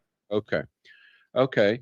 what about solidarity? The idea that a society is better to the extent that people are concerned with each other's well-being, and so the greater that level of solidarity, right, the greater the extent to which people aren't antisocial, right, aren't totally concerned with the most narrow, just themselves, but have empathy with others, that makes for better outcomes, and that outcome itself is better, and it also makes for other better outcomes. Yeah, Agree on that? yeah, of course. Yeah. Okay. And now we're back to self-management, which I don't know whether we're ever going to agree on. Sure. Anyway, okay, there's this economic model called participatory economics or participatory socialism. Yep. It purports to be an alternative. All right, so since they're switching gears to start the discussion of Albert's non-capitalist economic model, this seems like a good time to to pause and let and kind of gather everybody's thoughts about the part that was exclusively devoted to talking about the problems with capitalism / what parameters we should generally use to evaluate economic systems. I have a question for Rob. Rob, would every economist disagree with what Michael said? No, because economics is actually a field of ideology and not really a science. So every kind of weird political view has a economics counterpart. So I definitely wouldn't rush to make that kind of claim. Yeah, I mean, there are remarkably few things I think literally every economist would. Yeah. So I'm going to really quickly, I do want to praise Destiny here, but I just want to point out, did we call it the dictator stuff? Yeah. That came up faster than we kind of thought too. I didn't think it was going to come out at all. I think that it would. I was really expecting that to be understated, and Michael, surprisingly enough, dealt with that really well. I felt. Yeah, he did well through that, and I got to say, all of this. I don't care about freedom or democracy. I just want like rising living standards. Like that's just, that's a nice softball for anyone debating someone who says that, because Stalinism, Hitler, very consistent increases in the standard of living there, but this is the kind of regime you can be supporting if you don't care about anything except producing more guns and butter. And just speaking of butter, just really briefly here, because we were talking about this a little bit in the chat, I will say that, it's Brenton, as you were saying, I think the eating on camera is looking less and less like the guy's fitting in a streaming snack and more just a bit of stage business he can do to seem extra cool and, be kind of above this guy who's talking to me or whatever. How hungry is this jackass? But I got to say, you're right, Brenton, this does have a real visual effect. It makes you seem very cool. And on the show, we've seen how often debate is as much about performance as about having nice arguments. So folks in the audience, when you're watching this, when you do debates, make sure you're disrespectful. I'm going to wash my car during my next debate, I guess. But there's a thing you can do, just if this is helpful to people out there. If your debate partner is obnoxious eating while you're debating, here's the thing you can do. Wait for them to get a big mouthful. Say something funny. Sneak up on them with a joke. Make them spit their food out in an amusing fashion. Then you can sort of boomerang that effect on them. It'll end up hurting them a little bit. Absolutely. Just have a joke up your sleeve at all times. So that's interesting. One other thing, too, I wanted to throw out is very typically, I'm most interested in what you tend to hear the most when you debate right-wing people, and there's been a number of those. One thing is when this guy immediately recoils from any suggestion of fairness or equity, as an economic value, and there's real issues around that. People don't have full agreement on it. But just when that was mentioned, I happen to have this at my fingertips for another project I'm working on here. The amount of economic equality that people expect, even here in the U.S., is a lot more, it's much more egalitarian than people I think tend to realize. And it's pretty consistent across spectra here. So right now I've just got a research paper in front of me by a Harvard School economist and someone else from Duke. I can't say their names because my cat is sitting on that part of the paper. That's research for you. But I can't still see this thing I want to mention. is this was a study where they asked Americans to estimate how unequal the economy is. Like for each 20% of the economy of the population from rich to poor, how much wealth do they think each 20% or each quintile has, and how much should they have?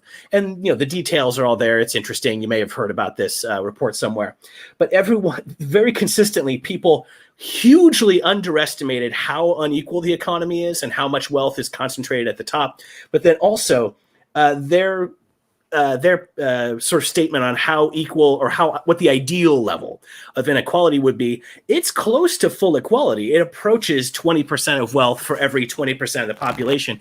And what's interesting is, as they did this research, they took notes on each respondent, how they sort of align politically and their demographic info.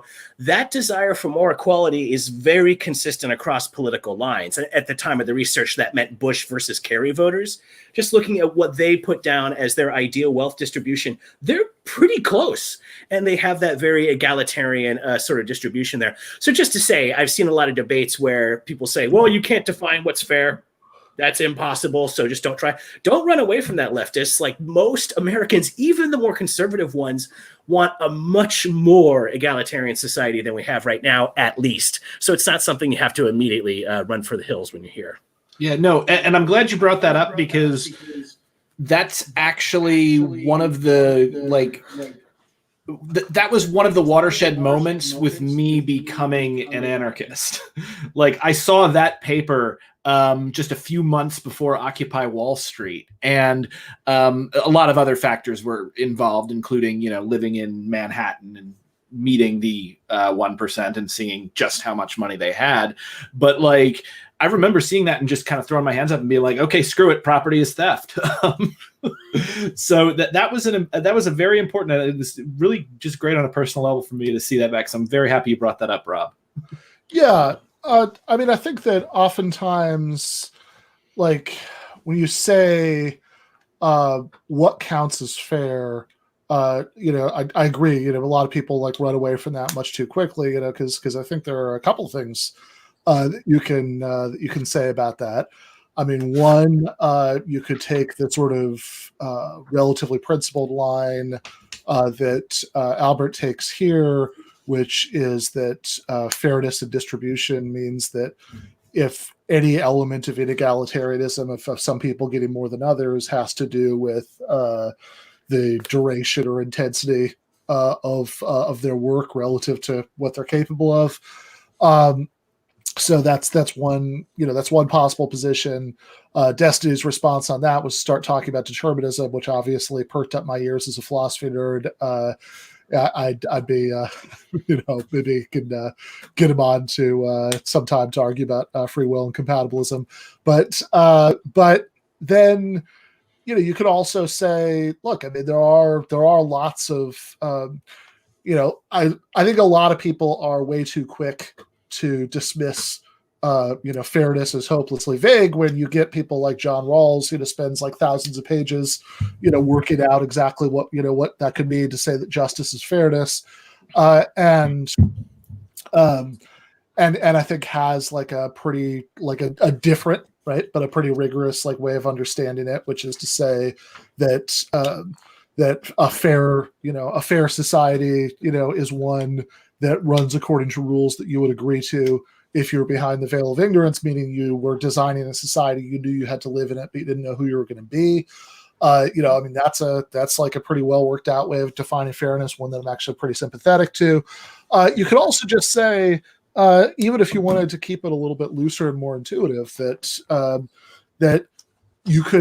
a degree of inequality that leads to a lot of human suffering, or a degree of inequality that is tied too much to things that are outside people's control, or a degree of inequality that leads in resources that leads to inequality in political influence, is unfair.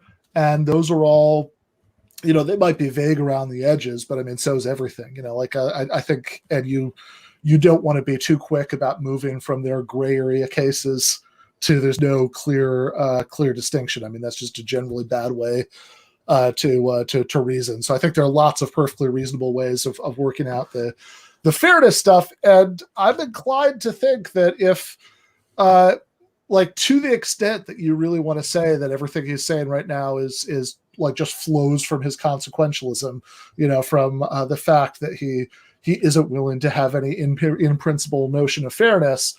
And I'm sure some consequentialists would want to say, no, you don't actually have to say these things to be a consequentialist. But to the extent that you take that seriously, that like all this stuff really does flow from his consequentialism, the saying that like even slavery isn't wrong in principle, it's only bad insofar as it might lead to bad consequences. That's look, just to be a complete logic nerd about this for a minute, right? There's modus ponens, which is where you say, if X, then Y, X is true, therefore Y is true. And there's modus tollens, where you say, if X, then Y, Y isn't true, therefore X isn't true. And if your moral theory leads you to say that slavery isn't, necessarily bad, it's not wrong in principle, it just could, might work out such that, there's always a better non-slave system, but like we don't have a big in principle objection to it, then I'm inclined to go that second way, that, if X, then Y, not Y, therefore not X, that if your moral theory leads you to say that slavery isn't wrong in principle, it only might happen to lead to worse consequences, then to me, my impulse would be to say, get a better moral theory. Yeah, quite a bit. In a way, I think I kind of blame the new atheists for destiny. There's something that Alan Watts actually talks about this in a couple of his lectures, when he specifically talks about a personality type that is sometimes celebrated he pointed it out in like academia, but it's this aspect of where you kind of bite the bullet and embrace the suffering of the world because you believe it is strength. And I really see like when somebody takes a really hard consequentialist position like that, what they're actually doing is they are virtue signaling, in the sense that they're trying to pull this thing where like I am this person who faces facts and bases my worldview on this, like, and like the world is ugly and I accept that, and that's like, and that's why I'm right.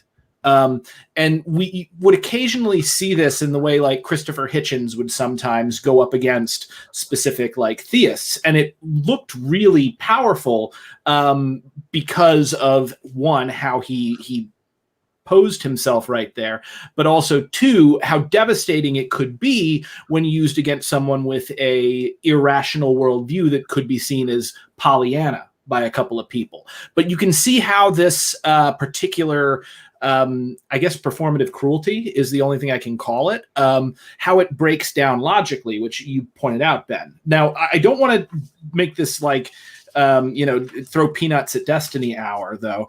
I do want to say he actually, from a debate standpoint, did a really good job of agreeing with Alpert at times. It even threw him. Like Michael got thrown at one point when Destiny agreed with him. And I think a lot of people who are especially just getting into debates think you always have to disagree and always have to fight your opponent. But conceding a point, especially like a reasonable point, looks really good and really strong. Don't do it all the time, but I felt like that was a really good amount of that was a very good display of rhetoric on Destiny's part, and he's done it several times within the debate. So good on you on that, Destiny. Yeah. Oh, sorry, Rob, you go. Oh, whatever. I was just going to throw in one little side note. I think that's a really good point, Brent. Yeah, like that is kind of a debate flex, willing to say like, oh, you're completely right about that. And Albert is kind of going in that sort of teacherly way. Says, okay, let's see if we can go a little bit further, and we're getting to the point where Destiny is starting to speak a little bit more like rapidly, and Albert's keeping his cool. And you're right. I think he did, kind of lose his spot for a second there. I mean, that's what happens when you debate some weirdo online. You're going to have those fun moments, But I will say I watched a little bit of this the other day when we first set up this plan. I watched a bit of it, and I did see that piece we kind of just went through there where Destiny said, I don't really believe in freedom. I don't believe in democracy. I just want nice outcomes, which again, is so facile for the reasons Albert did a pretty good job of getting to. But that was when a little bit earlier today, I took Destiny to be sort of an ANCAP or libertarian type. It's little things like, well, I don't really believe in democracy and freedom that led me away from thinking he might be a conventional liberal there. Kind of slippery. Mm-hmm. Yeah, I also wanted to say when he restated Albert's point, I don't remember exactly what the point was that Albert did, but he was making kind of a more long-winded explanation. Destiny went in and restated it very, very clearly.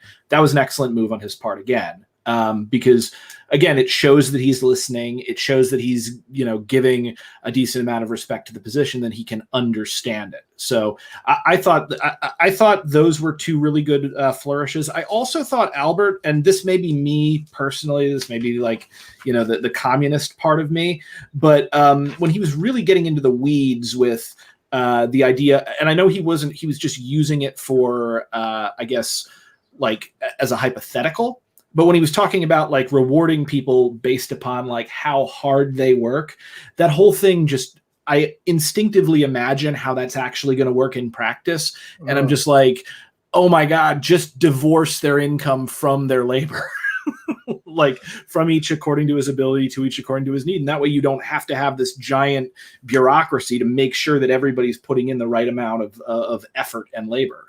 Yeah, I mean, so it's a tricky thing, because I think when Marx is talking about from each according to his labor to each according to his needs and critique of the Gotha program, he's imagining. Remember, that's the standard for the more advanced stage of a communist society, and he's imagining such material abundance that you don't really need to worry too much about figuring out exactly who should get what, because there's so much to go around.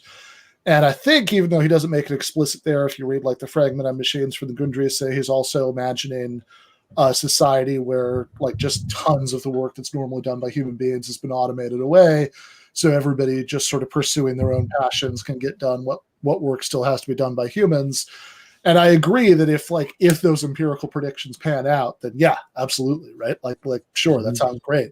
But if it don't, or until you get to that advanced stage, then it might not be possible pragmatically to completely divorce people's income from what they're contributing.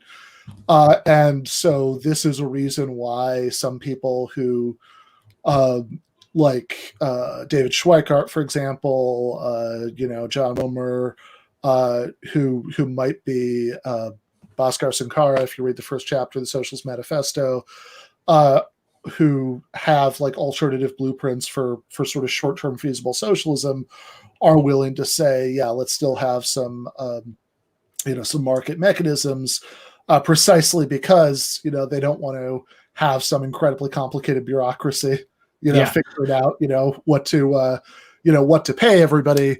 And so if you at least have a society where, okay, if you've still got a private sector, it's at least a private sector of worker co-ops that might not get everything that socialists would traditionally wanted, but it would get a lot of them, then you don't have to have some incredibly complicated mechanism for figuring out who is, who counts as putting in what effort, in whose judgment, you can have, but you'd still have pay scales that are just unfathomably more egalitarian than what you get in standard capitalist corporations. Like even like Mondragon, right, the largest worker cooperative business in the world today, even though it's existing within a sea of capitalism and it has to compete with regular capitalist firms, and for certain kind of managerial or technical things, it has to like lure people away from those firms or whatever.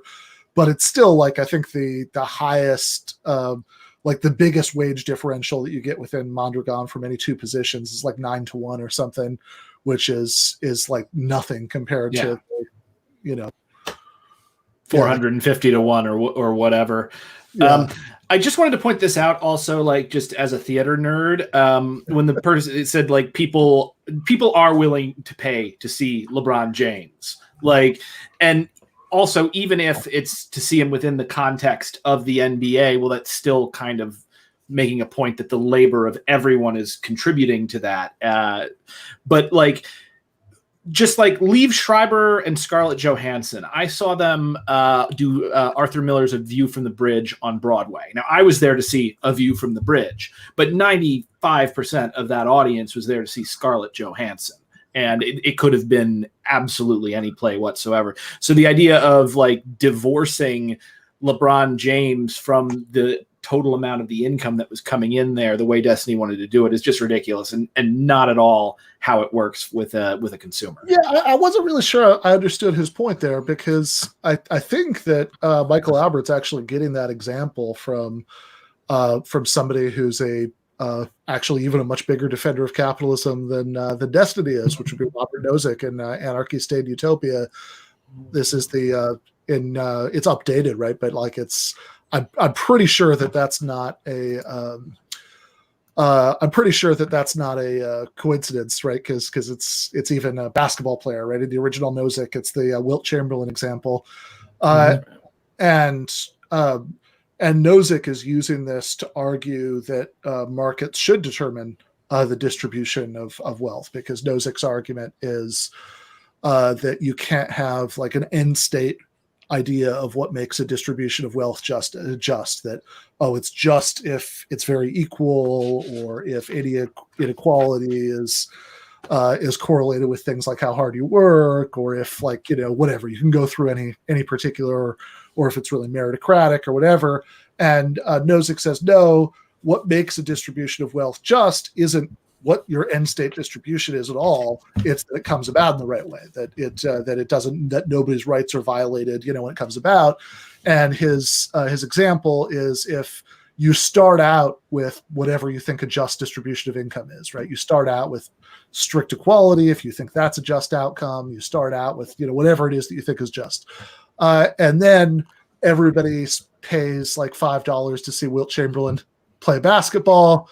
And of course, you can't say it's not their money to spend however you want, because you started out with what you regard as a just distribution. Now suddenly Wilt Chamberlain is the richest person in the world, even though surely he shouldn't be, according to your theory of distributive justice. So it's like, this is supposed to be, it's like a reductio ad absurdum. It's like when a mathematician will say, here's how you prove that you can't have a largest even number. Imagine the largest even number. Now add 2 to it, right? You show an inconsistency within the system, which, whatever. I mean, obviously, I don't find that argument convincing for a variety of reasons, right? I mean, I think that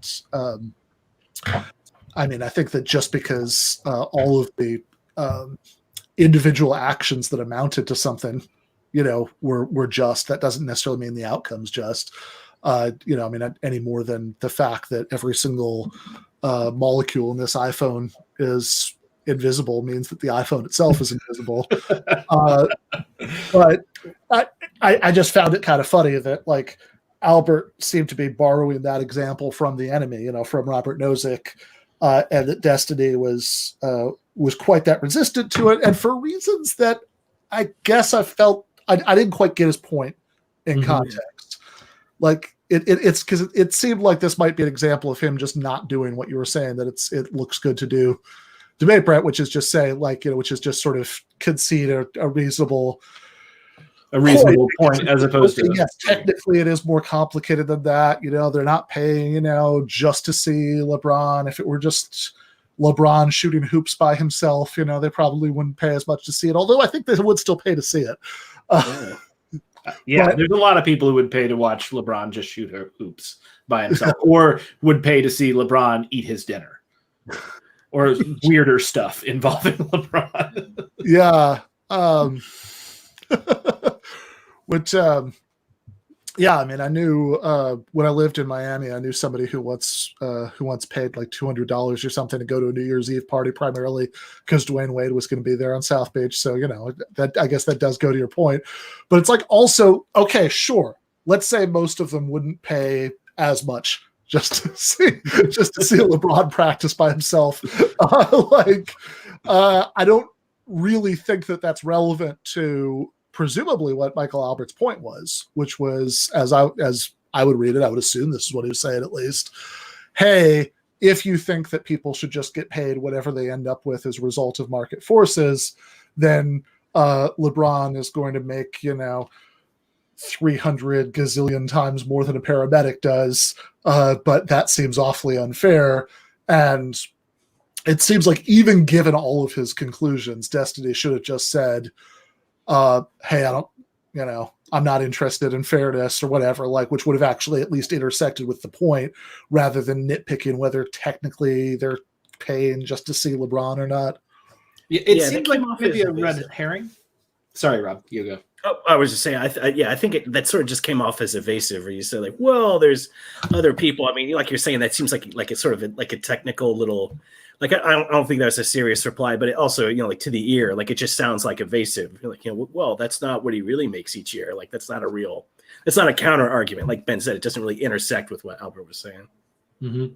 But it also, it has a sort of appeal in that it shows the audience that Destiny is the kind of person who thinks this through to what appears to be a level that is much bigger than what Albert has thought it through. It gives that impression to a certain extent. So in sort of a subconscious emotional appeal, Destiny could come out of that with certain viewers seeming much stronger because he was able to start to point out other things with it, even though it's not actually a logical argument.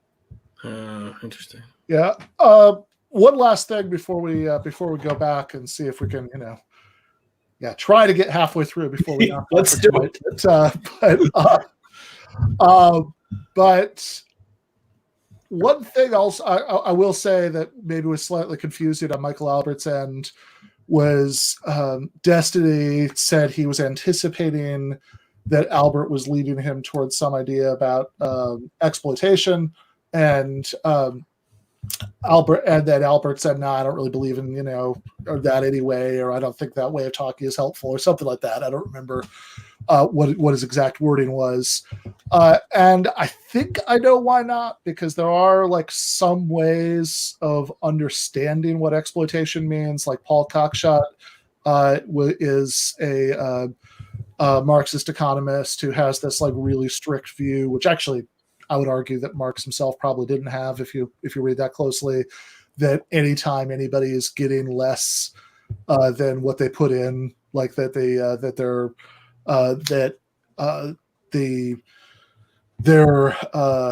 labor time, reflected in money, they're what they contribute with their labor is more than what they're getting back. That's exploitation. Maybe that's simplifying Cockshott's view, but that kind of seems like from some of his formulations what he thinks. And so I suspect that Albert's point is that for various reasons, he doesn't think that, I'm guessing based on my conversation with Albert, one of his reasons would be that, for example, that you need to redistribute some money, I guess maybe not money. I'm actually a little unclear about that. In Albert's system, that's something. What role, if anything, money would still play in Albert's version of participatory economics? I'm actually a little bit fuzzy about.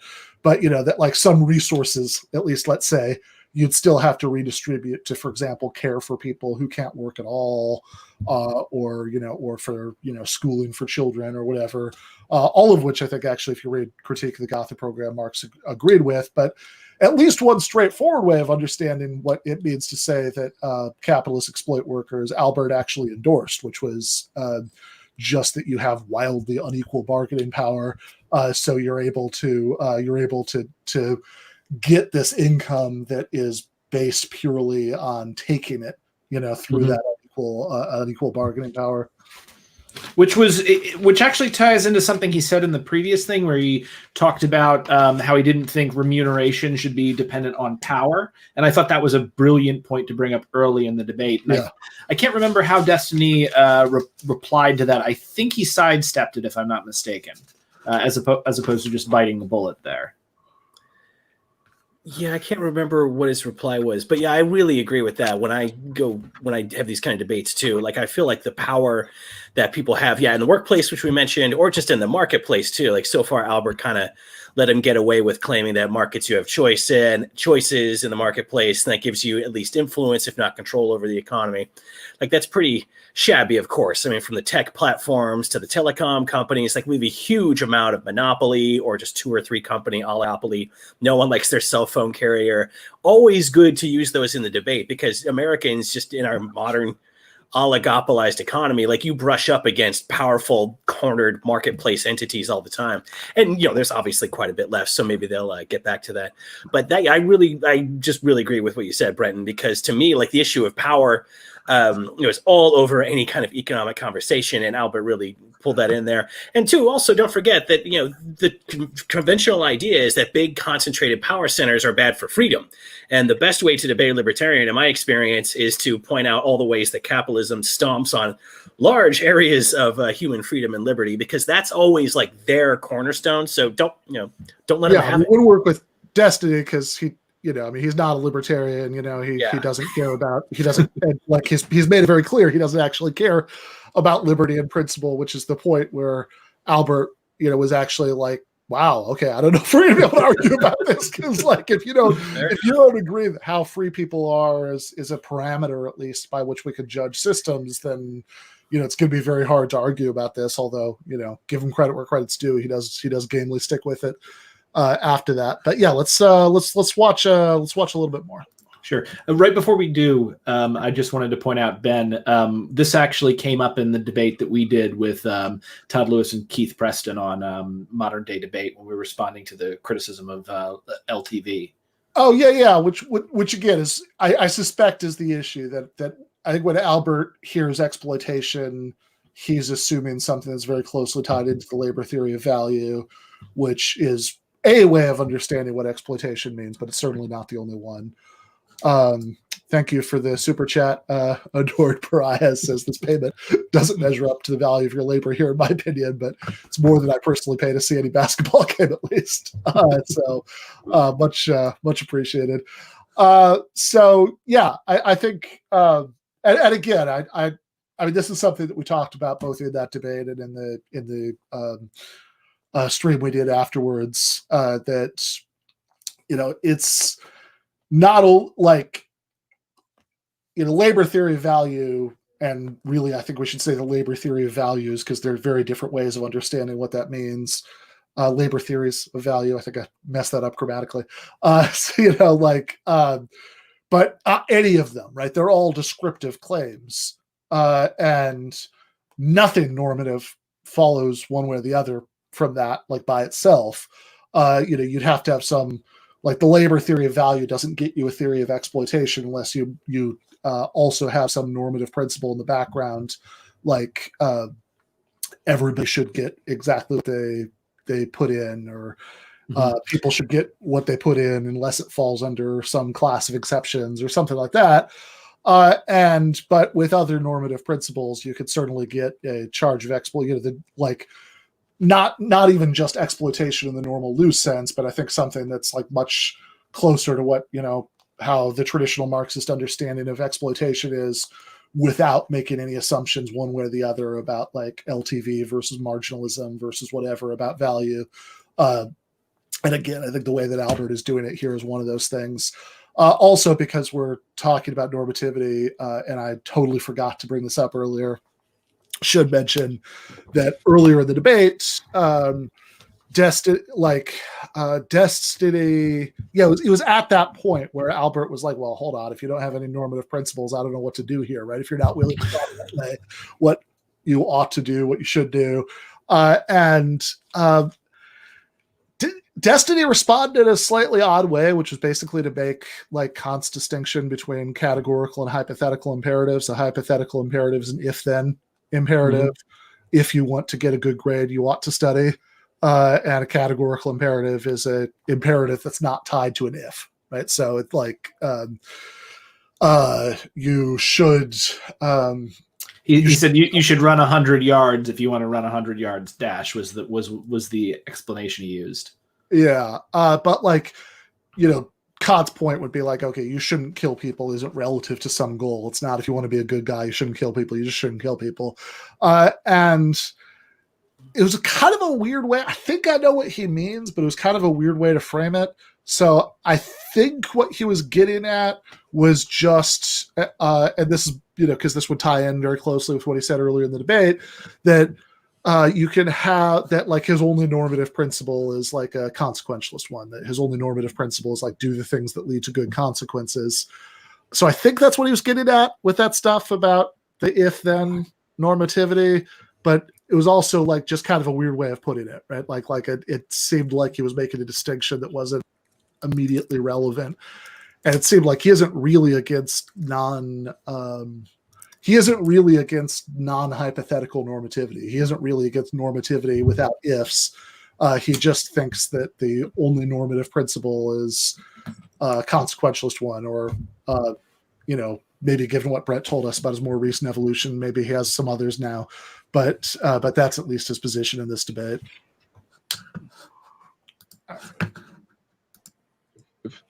To what has been called 20th century socialism, what's been called centrally planned socialism, market socialism, and capitalism. In other words, it's different from all of them. And it tries, I would argue it does, but that's just me, right? It tries to deliver a set of to provide a set of economic institutions in which people's income is a function of how long they work, how hard they work, and the intensity that they work, and the onerousness of the conditions under which they work, as long as they're doing socially useful labor. So in other words, I can't dig holes and fill them in really strenuously. Also, real quick, just because I know idiots will ask the question, you would make obvious exceptions here for like disabled people and stuff like that. Of course, everybody gets, people get, okay. So it would also deliver, to the extent possible, in all circumstances, self-management, meaning people would have a say in the decisions that affect them, proportionate to the degree that they're affected. It would deliver, by virtue of its roles, by virtue of the implications of the jobs, right? Concern, mutual concern, call it mutual aid if you want. So in other words, if a market, if we could agree, I don't know whether we can, but if we could agree that a market is a contest in which you get ahead, but somebody else loses, and in which you have a narrow perspective looking at your own well-being, but not anybody else's well-being, and that it produces that kind of individualism. Well, the assertion is that the institutions of participatory economics do the opposite. They create a context in which people come to be aware of and be concerned about other people's well-being, because they're all mutually connected, and their well-being is quite mutually connected. Now, if what I'm asking you, I guess, at this point, I would think you would think this guy's crazy. There is no such economy, which would be fine. But if there was such an economy, if an economy could deliver equity, if it could deliver self-management, if it could deliver solidarity and diversity, and if it could be efficient, if it could get the job done, right? Wouldn't that be a desirable economy to have? Yeah, of course. Okay.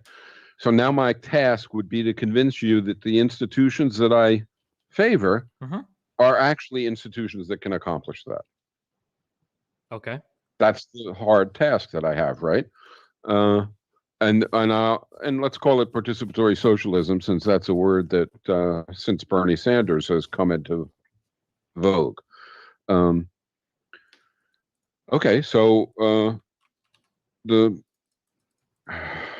we can start with your idea on jobs, on how you differentiate how many hours people work, the types of jobs they work, and how that works. We can start there. Okay, so imagine, so we're talking about workplace basically. Yep. And the three changes that are fundamental that I would propose. The first change is that you have a workers' council, and that the workers' council is the prime decision-making body. Now there may be a work team, and that work team might, be, because the people in it are more affected by the tasks that they're doing together, which the rest of the workplace isn't doing, they would have responsibility more for those tasks than for the whole workplace. But basically, the workforce is responsible. There's a responsible decision-making body, so workers' council. And then Now, to be clear, this council would be democratically elected by the local workers of that plant. No, it's the whole workforce. Oh, the whole workforce is the workers' council. Is the workers' council. Now, they may delegate sometimes, but the whole workforce is the workers' council. Okay, gotcha. And sometimes it would be one person, one vote, democratic, but not always. Okay. You remember we said the thing about the thermostat. Well, the same thing is true here, right? That is, in the workplace, some decisions would affect some people a whole lot more than other people. And those decisions, those people would have more say in. Okay. Okay, so that's this principle of self-management and a workers' council. Sure. Now, the next issue is, well, let me give you a practical example. In Argentina, not that long ago, there was an economic crisis, and many firms got into huge trouble. And the owners of the firms decided to bail out. And when the owners bailed out, in almost all cases, the next tier of empowered workers also bailed out, engineers, managers, accountants, and so on. Okay. But the workforces decided, because they couldn't, they had nothing except this job, right? They decided to take over the plants. And this happened at hundreds of plants. So the workforces took over, and they in fact did create workers' councils. Okay. And they did institute democratic decision-making, and to a degree, even self-managed decision-making. They also equalized wages. Now, I wouldn't exactly do that. I would say that workers should get an average wage if they work an average amount of time at average intensity and have average onerous conditions. And then they would all get the same. But if some were working under worse circumstances or some were working longer hours, they would get proportionally more. Of course, there would be no wide divergence, right? You can't work 100 times as long as anybody else, or 100. All right. So that was the second thing they did. And just curious, for these companies, how do they function without like some kind of white collar work? It's like accountants to like figure out ordering, engineers for the complex. Exactly. Let's get to that in a second. Right. I'm continuing on with that. Gotcha. These firms were failing. It's important to remember that, right? So it's not just how do they function without, they were already failing, right? So they had to turn things around and proceed. Okay. They did that. How did they do that? Well, some people filled those roles, is the way they did it, right? And I was in a meeting of about 50 representatives from 50 of these factories in Argentina. Okay. And at the beginning of the meeting, and I was there to give a talk, and at the beginning of the meeting, I said, let's go room a little bit and hear about some of your circumstances. And we started to do that. And at the beginning, people were quite lively. You know, here they were meeting people from other parts of the country who were doing what they were doing, and everybody was upbeat and, you know, was happy. But after 2 or 3 people spoke, it started to get not so happy. Okay. And after 5 or 7 people spoke, it was maudlin in the room. I'm not exaggerating, okay? And then one person said, you know, I never thought I would say anything like this, but maybe Margaret Thatcher was right. Maybe there is no alternative, right? The British Prime Minister, who made famous that slogan, there is no alternative. All the old crap is coming back. We took over the factory. We established workers' councils. We instituted democracy. We equalized wages. We got the job done, but it's begun to feel in just 6 months the same way it felt before. And some of them were crying. And so then I said, why? And they said, human nature. They said, it's just the way it is. It's just the way it is. It's like you shouldn't blow into the wind. And I said, well, what if it's not just the way it is? How did you deal with the problem that you needed some people to do various jobs of the people who left? How did you deal with the problem that you needed somebody to do accounting, like what you raised? How did you deal with the problem that you needed somebody to do other administrative, previously managerial tasks? And they said, well, we went around and we asked who would be willing to do it, and various people volunteered. And we proceeded from there. And I said, so before very long, your workplace had the same division of labor that it had had before the owners left, right? You were back to having a division of labor in which about a fifth of the workforce was doing empowering tasks, and 4/5 were simply following instructions and doing disempowered tasks, rote tasks, repetitive tasks, etc. And they agreed. And after a while, it became clear that all the old stuff coming back meant that 1/5 of the workforce was doing all the decision making, even though everybody could decide, right? They created a situation in which people had the right to decide, but only 1/5 had the wherewithal and the information and the workplace in established skills to participate in that decision making. So the third thing, and I mean, I'm sure you're thinking, well, come on, Michael, these people who were rote workers were doing the accounting, and the factory turned around. The answer is yes, and I was a little surprised by some of this stuff too, especially the scale of it. So in one of the glass factories that I visited, I was talking to this woman who was doing accounting, and I said, well, what was your job before? She said, I worked at the open furnace over there. And I wouldn't have lasted out of the 10 minutes. I mean, literally. I mean, the temperature was ludicrous. The motions were rote motions over and over again all day long. That was her job.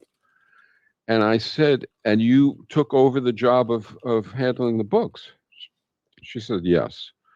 And I said, well, what was the hardest thing that you had to do to learn in order to do that? And she was sort of bashful and didn't want to answer. And so I said, well, was it learning accounting concepts? No. Was it learning how to use the spreadsheet? No. Was it learning how to do the calculation? No. I said, well, come on, tell me, what was it? And she said, first I had to learn to read. And she wasn't kidding. And so the point is, 80% of the population is made ignorant to fit slots in the economy that require passivity. So just so I can be clear here, do you think that 95% of people are capable of stepping into like 95% of society's jobs? Like, I'm not going to ask each person into every job? Yeah. No. Okay. No. Because I couldn't be a doctor. Well, yeah. Well, I'm not gonna be that uncharitable, but like, because obviously we would agree that doctors probably shouldn't shuffle around like this. But even insofar as something like oh no, I wouldn't. Let's wait. Whoa. There's no shuffling involved in this. Okay. All right. So now the question is, what's the solution then? All right. Or well, if it's true, I have so many questions about even accounting. Like accounting insofar as like, accounting can be really hard, or accounting can just be like, oh, like I'm just making sure the deposits line up every day. Yeah. It's, all right. Okay. Okay. Yeah. Keep going. If it's true that a corporate division of labor, 20% of the workforce doing all the empowering tasks and 80% doing disempowering tasks, that's what we have in the United States. That's what they had in the Soviet Union. It's basically the same. Call it a corporate division of labor. If it's true that creates a context, creates outcomes, use your way of thinking about it, creates outcomes that delimit the life possibilities of 80% of the population, that cause friction between the 20% and the 80%, which it certainly does, that don't utilize the capacities of the 80%, then it's a bad thing. It's a negative thing.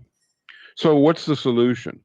So we said what equity was and what the equitable distribution of income would be and the self-management for decision-making. And this is the third key feature. It's balanced job complexes. And what it means is, or what it constitutes is, that each person does an array of tasks as in a job. That's true in every society that ever exists, in every economy. That's by definition. But we choose those tasks in a job in such a way that each person is doing a fair amount of empowering and disempowering work. And yes, that means that current doctors, so let's say there's doctors under the current regime, and let's say it wasn't the case that they spent most of their time playing golf, and that they really do work 40, 50, 60 hours a week doing surgery. Well, in this new kind of economy, they would not do that, right? They might do 20 hours of surgery a week, and they might clean bedpans, and they might do something else. But they wouldn't do only surgery. They wouldn't do only accounting. They wouldn't do only jobs which convey information and knowledge and skills, while other people are doing jobs which are debilitating. That's the change to balanced job complexes. Okay, am I allowed What's to the bad outcome that you think might come from that? I mean, there are several questions that I have about this. Okay. Okay, I'll just throw these out here. So my first piece, it would be incredibly difficult, I think, to determine what is empowering. So difficult to determine what is empowering that might even vary from person to person. Some people might enjoy some types of work, others might enjoy other types of work. So that would be like my first question. My second question. You want me to deal with each one in turn? Yeah, I guess if we can. Yeah, let me just make sure I have these written down. I'll try and be quicker too. Yeah. Okay. It's so not how do you about determine what is empowering? That would be the first one. Okay. Yeah. It's not about what you like or don't like. Okay. Right? That's a social determination. So in other words, there are jobs that would be deemed empowering that I would find, or you would find, let's say, debilitating. Okay. But they're deemed empowering because doing them conveys information. We might not want to, but doing them, if you want to, conveys information and skills and interactions with other people, social relations, and so on, context with, right, that are empowering. That is, that prepare you to go to the workers' council and to participate in it. When the people in that meeting in Argentina said all the old crap was coming back, I asked, okay, what about in your workers' council? And they said, look, what's happened is on day one, we were all enthusiastic, but by 6 months in, most of us didn't even go to the meetings, right? And the reason they didn't go to the meetings is because they had nothing much to say. They weren't prepared. They weren't confident. They didn't have the contacts, and they didn't have the knowledge of the workplace to bring opinions, right? And they didn't want to just sit there and be told what to do, so they didn't go anymore. It should sound a little bit like elections sure, in the United States. Just kind of like refocusing, I still don't understand. How would I determine, so let's talk about a doctor versus a janitor. I'm guessing you would say the doctor job is more empowering, that position. Why is it more empowering than the janitor? Because when the person who would be doing, let's say, doctoring as their full-time job, and the other person who would be, let's keep it in the hospital, cleaning bedpans as their full-time job, right? When they go to the workers' council, right, they would be very, very differently prepared, differently inclined to participate. The one would be exhausted, beat up by their job, and not have any information beyond a very narrow spectrum. The other would be very different. Well, okay, hold on. I'm focusing really hard on this because I really don't understand. Because you're not saying that like a doctor wouldn't be like very exhausted from their job, right? A lot of doctors are very exhausted from work. They might be, yes. Well, they generally are. Doctors work like huge, like super long hours. Like their jobs can be incredibly some tough. of this is mythology. Okay, maybe, sure. But like we could also find janitors that like kind of like enjoyed their work. Maybe it's like very easy. They do their job, they go home and it's done. So like what I'm just trying to figure out like what is this even if that's the case. Yeah. Even if it's the case, like the happy slave. But even if it's a case that a janitor likes the janitorial work, which is possible, I grant you. Okay. It's still the case that the work that they're doing is doesn't convey to them skills, information, knowledge, contact with other people. Okay, wait, let's break this down. You keep saying this. Okay, so this is what I'm curious. So you have skills, information, knowledge. So are you saying that like decision-making skills?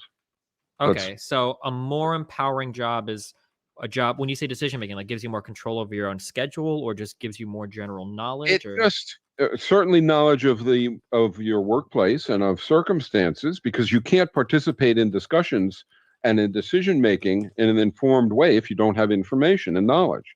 Yeah, I If you guess. spend all your time working in a manner that is rote and repetitive and obedient, right?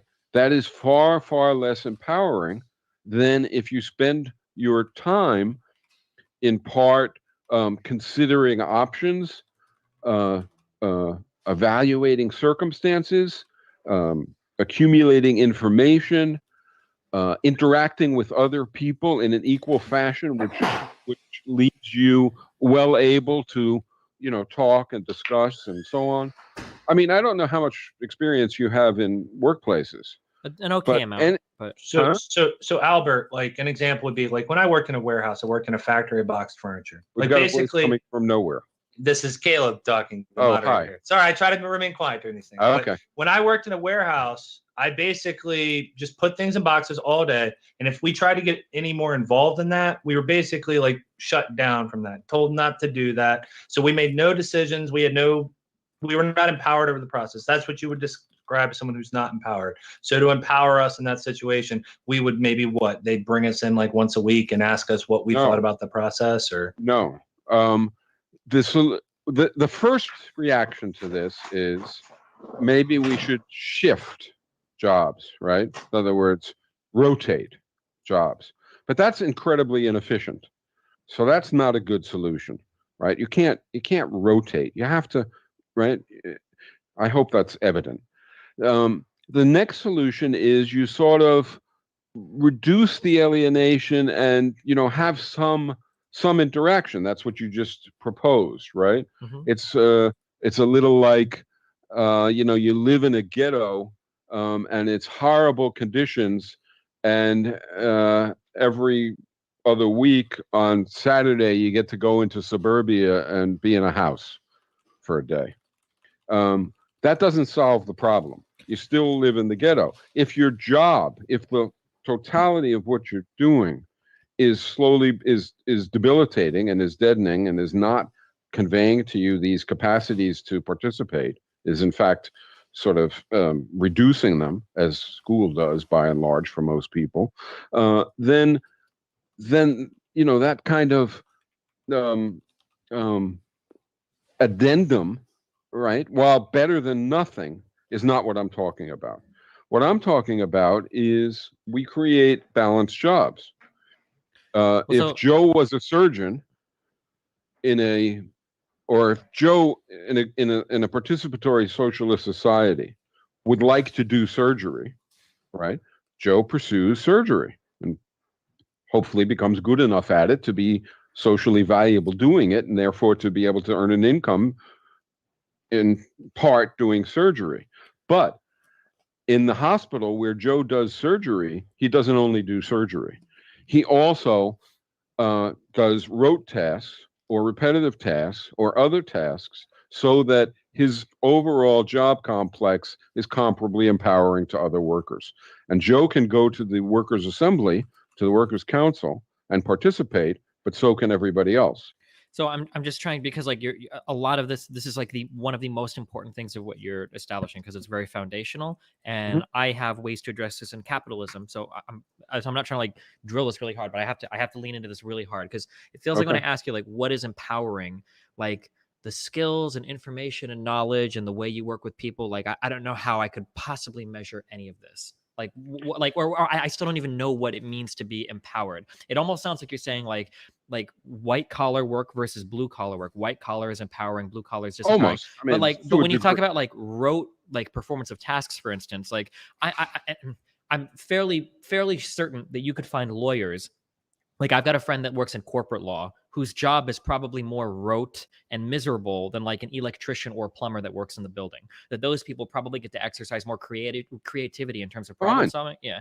But like, would we really say that like that work, like the electrician or the plumber, is more empowered than like the lawyer? Or maybe, I mean, you're saying he is, and therefore we would say he is. What does it mean? You're asking for some way to get a grip on how you assess. Yeah, how can I like say like this is empowered, this is more empowered than this because of why? And what I'm saying is it's because when you go to the workers' council, right? Okay. The issue is when you go to the workers' council, are you prepared to inclined to, right, in possession of information enabling you to participate as in a full way? Or are you alienated and feeling while you're there like you don't really have any information, you don't know other people, you don't have practice at thinking about these things, and so you're bored and you want to get out of there? Yeah. So when you say participate in a full way, like all the other stuff that you just said about bored and everything, that I don't think that definition works, because earlier you said that like this doesn't vary from person to person. Like there should be a way. I was talking about bored at that meeting, not bored on the job. In other words, you get bored at that meeting because you can't participate, because you feel no sense of So you're not prepared. So is an empowered job one that gives you more like a more comprehensive view of the workplace? Is that what we say? That's Like part of it. What other parts are there then besides that? It gives you confidence. It gives you a sense of self that enables you to speak up. It gives you information relevant to decisions that are going to be made. Okay, so like it gives you, etc. So it's empowering. Okay. When you're given that knowledge over how the workplace is run, are you also given the ability to change that, or are you just given the knowledge itself? In what? In the situation I'm describing? Well, what you just said, you said that they would. Yeah, sure. Yeah. Well, you're getting some knowledge, right? And in the workers' council, you can, with the other workers, change things. Yes. All right, so we're about 10 minutes away from where we're going to, 10 minutes of the debate away from where we're going to knock off for the night. But I wanted to pause here to comment a little bit, since I don't know what you guys think. I actually have slightly mixed feelings about this part, because on the one hand, like, I do take part of Destiny's point here that there could be, if you have like real requirements about what Albert calls, I don't think he's used this phrase in this debate, but he's describing the concept, what he calls balanced job complexes. That so if you're nobody is just a surgeon all the time, nobody's just changing bedpans all the time. People are, you might spend a certain number of hours a day doing surgery and a certain number of hours, of the day changing bedpans. When I interviewed Albert, he embraced the consequence. Yeah, this means you'd have to like train twice as many people, to be surgeons, because they'd like, for obvious reasons, if you wanted as much surgery to be done, and he was willing to embrace that, say, yeah, it's worth it, for the sake of having this social benefit. And I'm not, totally unsympathetic to that. I think that like maybe that would be a worthwhile thing. I do suspect that it would take a lot more enforcement than Albert sometimes thinks it would, and that like you would certainly at least, maybe he's right that eventually this would just be so ingrained that, anybody presented a job that didn't sound balanced enough would just be saying, oh, whoa, I'm not going to do that. Right. Like I need some balance here, but at least initially, I think you need like some fairly large like state bureaucracy to make this happen, which is not a deal killer for me. Like I'm okay with that, right?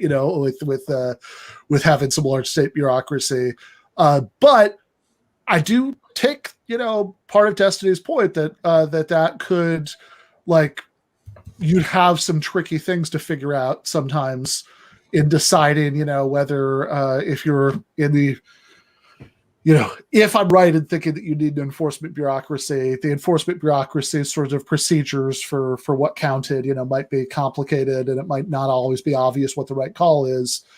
And there might be problems here that Albert's not acknowledging. That said, it also feels like Destiny's played a little dumb about the basic distinction. Like, really, we don't know whether being a janitor is more empowering than being a surgeon. Yeah, I would agree. I think so. Sorry, Rob, were you going to say something there? No, go on, man. So this was very interesting for me for a number of reasons. One, Albert was talking about the recovered factories movement in Argentina, which is another thing. I'm so glad I agreed to do this stream, because this, again, is going back to another major reason why I'm an anarchist today and why I got involved with Occupy Wall Street. And that's because I saw The Take by Naomi Klein, which is a terrific, phenomenal documentary about that exact movement. It was really, really great to hear that. People will see me like raise a fist and do the kind of up twinkle when he starts talking about it. What was interesting here is that he, with regard to the frustration of the factory workers, because factory work in particular is very rote work a lot of the time, I feel like he's missing something here, and this kind of comes into me because I've worked as a manager. Also, by the way, my dad's a doctor, and like my whole family is like medical people. So it was very interesting that he was talking about the doctor needing to spend other time doing rote tasks, because doctors do spend most of their time doing boring rote tasks. It's usually paperwork and like making sure that all the dots are crossed. They don't spend the majority of their time actually doctoring, which is a big problem. Yeah, granted, even under reasonable social democracy, never mind a post-capitalist society, you could get rid of a lot of that, maybe most of it, just by having Medicare for all. Yeah, absolutely. Which is why I feel like David Graeber's whole bit about bullshit jobs and like eliminating those from the economy is so key to job satisfaction. As a manager, I'm going to tell you. And I managed like people doing some of the most rote and difficult and annoying tasks that you could have. And I tended to have record happiness and some of the lowest turnover of any other manager in my industry at the time. And it was because I implemented anarchist principles in my management style, and I gave people control over the way they did their work. What's important for people is not variety, which he seems to think is key, which could be helpful. But it is, if you want to feel fulfilled at work, you need to feel like your individual contribution matters, and you need to see yourself in your work. You need to have control over the little things. There needs to be some art to the way you do it, whether you're shoveling coal into a furnace or whatever. And so he was right when he pointed out that they had replicated the previous factory conditions, and therefore people began to feel beaten down, even though they had a greater say. But I really don't think Albert's solution to this is the correct one, because he has misidentified the problem. The problem is not a lack of variety in their life. It is a lack of direct control over what they do from day to day. And it's made worse because it's factory work, and factory work is very, very rote like that. I think the obvious thing that he's missing here is let everybody have a freaking vacation. Like, if you're going to train a bunch more doctors and a bunch more people, we have the population to put enough people in that we just work fewer work hours. And so if you have a particularly rote job that you don't like, well, you don't do that job as long, and you have more time to yourself during the week, as opposed to people who have really stimulating jobs that they really like to do. Maybe they spend more hours in those and get less vacation as a trade-off, as opposed to this take a surgeon and make him empty bedpans, which ironically seems to sound a lot like, some of the Great Leap Forward stuff, where they're forcing people they're forcing like intellectuals to make pig iron in like the backyard. I've loved Albert throughout this, but like his system is not one that I'm particularly gelling with. And I'm surprised Destiny hasn't attacked him harder on it yet. And I'm not quite sure why I have some suspicions, but I'll hold off on that. Yeah, that's interesting, and we're getting into the real nitty gritty of how we would rebuild this stuff. And, I think what you said, Brenton, makes a lot of sense. Like, Yeah, job complexes. I mean, to me, paracon, it's a relatively detailed blueprint of a way to run a socialist society. I think that's great. I think a lot of us would say, I think this is sort of becoming a thing that socialists recognize is, you can only project so much detail on the future. Like there's a lot of like, well, let's screw around and experiment, see what works. Industries and societies are so different. Like there's not going to be one socialist method for reorganizing stuff. And I think this is like really thought provoking. That's why I like about paracon is it gets your brain juices flowing. But I think you're right. Like broadly speaking, I think job complexes, balanced job complexes, is a relatively cumbersome way of equalizing privilege and toil. I think what you said about giving people more vacation time is like a very natural way to deal with that when people have the real toil-based jobs of working in coal mines and sewage treatment plants and so on, compared to being, luxurious academics such as myself. I think that makes a lot of sense. And, some socialists will say that you don't have to have completely egalitarian like pay, or however you work out the standard of living. Maybe you could make, if you work in a sewer, you could make up to 5 times what someone makes who writes poems or something, within a far more constrained range of incomes than we have today. Like there's different ways you can chop it up. And I think this is kind of interesting because it gets us thinking about that. And I think you're right. I have an idea that Mr. Destiny is destined to come down on this a little bit harder in the material we have left. My kind of first reaction to what we just saw, though, I mean, I think you're right. I think Albert's like held up very well through this, but that last big chunk, like that's ponderous. He went way too long on that anecdote, which turned out to have an interesting point. So long, like it's just very extensive, went on a long time to get to its sort of Animal Farm-esque conclusion about the Argentinian management sort of reasserting itself. Just as a tactical issue here, I think you really want to be, when you're doing debate, I mean, it's so performative. You want to get your points in very quick, and there's a limit to how much you can dumb down and shorten an idea, but you could have done more than that. That was a little bit too extensive, I like Albert. I think he, like, definitely on a rhetorical level, I think in context, like I noticed this when I was interviewing him, and definitely in context like this, it hurts him that like he always wants to take you through the sort of exact line of thought that brought him to some conclusion.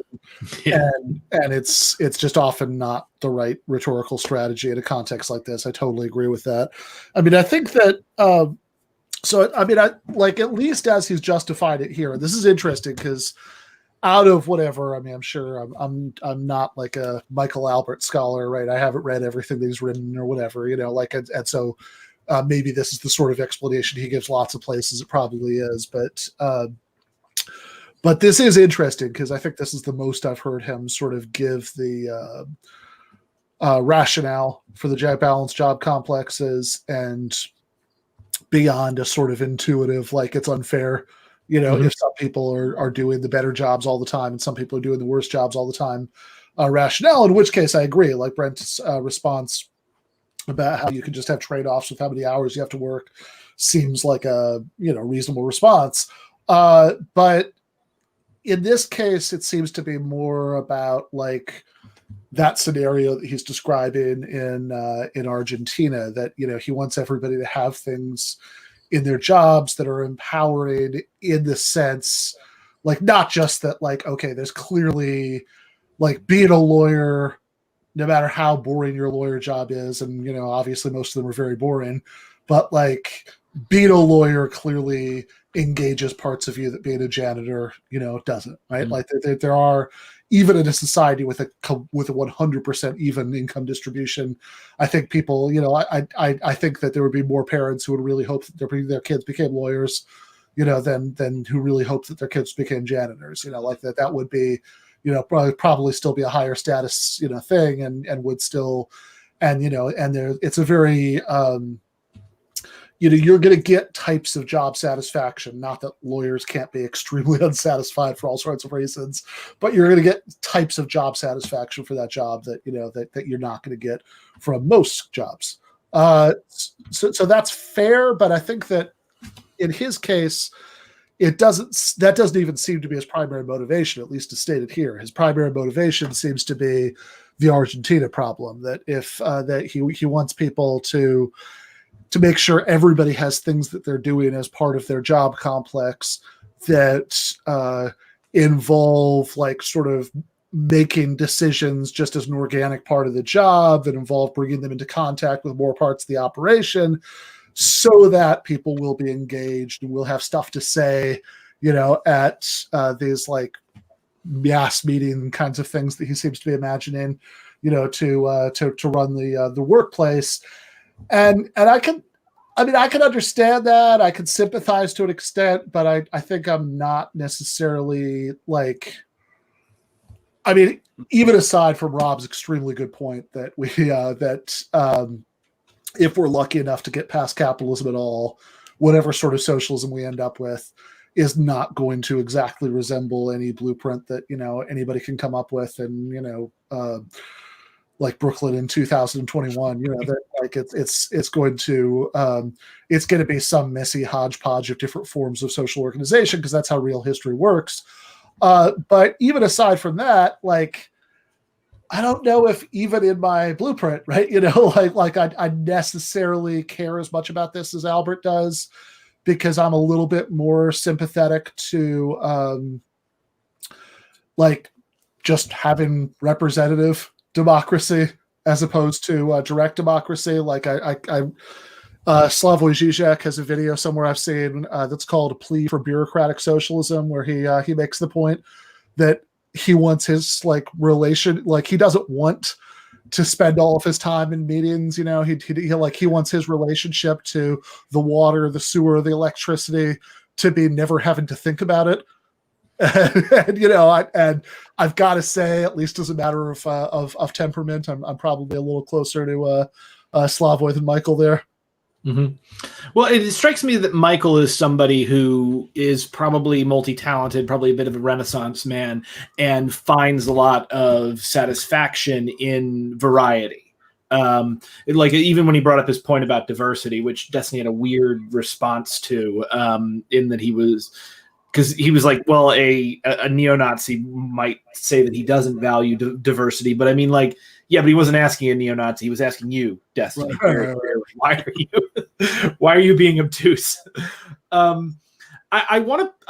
There's something here that I really want to praise Destiny on, by the way, and that is his endurance. Because it seemed to me, and maybe it will change as he goes into his rebuttal, but it seems to me like he actually listened to what Michael Albert was saying and stayed focused on the end. I'll tell you, that's a chore. Like, I would not expect that level of monologuing in a debate normally. And I'm expecting also Destiny's probably been streaming for several hours before this. The ability to stay engaged over that, particularly with his really nice but also kind of droning radio voice, is that's the athleticism that I'm seeing here. Yeah. Look, like I said, I really like Michael Albert, but he's not he's not a creature built for YouTube, clearly. Yeah, well put. Yeah, and it got to a very thoughtful point. The whole Argentina anecdote is just far too long. And again, usually when you're doing a debate, I'm sure folks watching this program will realize this. They're usually not 2.5 damn hours long. Like, you're usually under more pressure to. They're happy to say you have 25 seconds for your rebuttal. So that might be partially an artifact of this format here, where they obviously weren't worried about running down the clock. Mm-hmm. By the way, did anybody notice that once he had completed the pizza, he was then eating each and every tiny and having a soda? Yeah.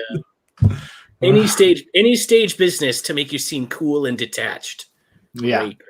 Look, there's a reasonable way to do that, an unreasonable way to do it. If you if you're just sipping a glass of whiskey or something, that's so much that's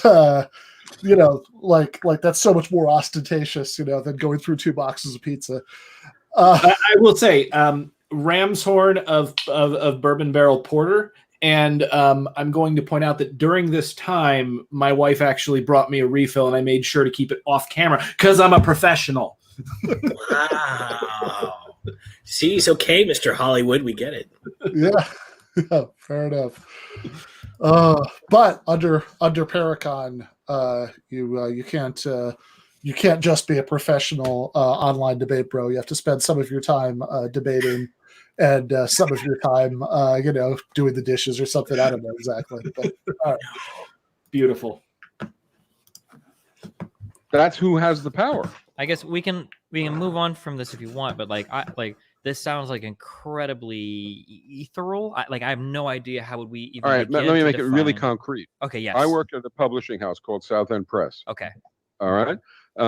Now it was a political publishing house, so we did things that were anti-racist and anti-sexist and anti-capitalist and so on. But that's irrelevant to the fact that what we really it did books, right? Okay.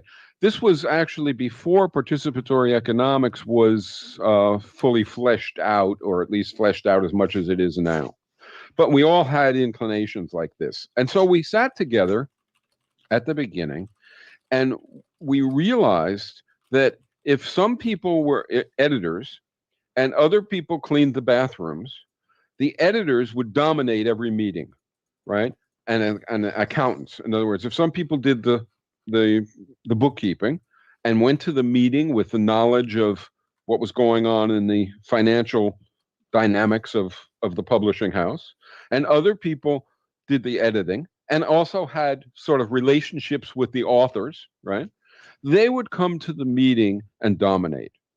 And so we talked about that, because what we wanted was a situation where everybody participated equally and where we had a fully democratic, now I would use the term self-managing, workplace. And so what we did is this. We said, let's divide up the work differently. Let's have editing and accounting and fulfillment. That's not personal fulfillment, that's fulfillment of orders, right? And work on the books, that is typesetting. In those days, it was incredibly tedious.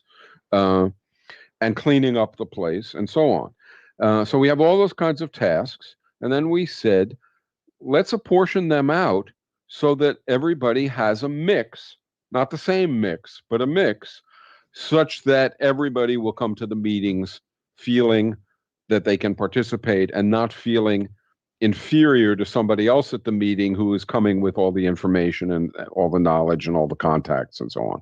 And we did that. It was incredibly efficient. Because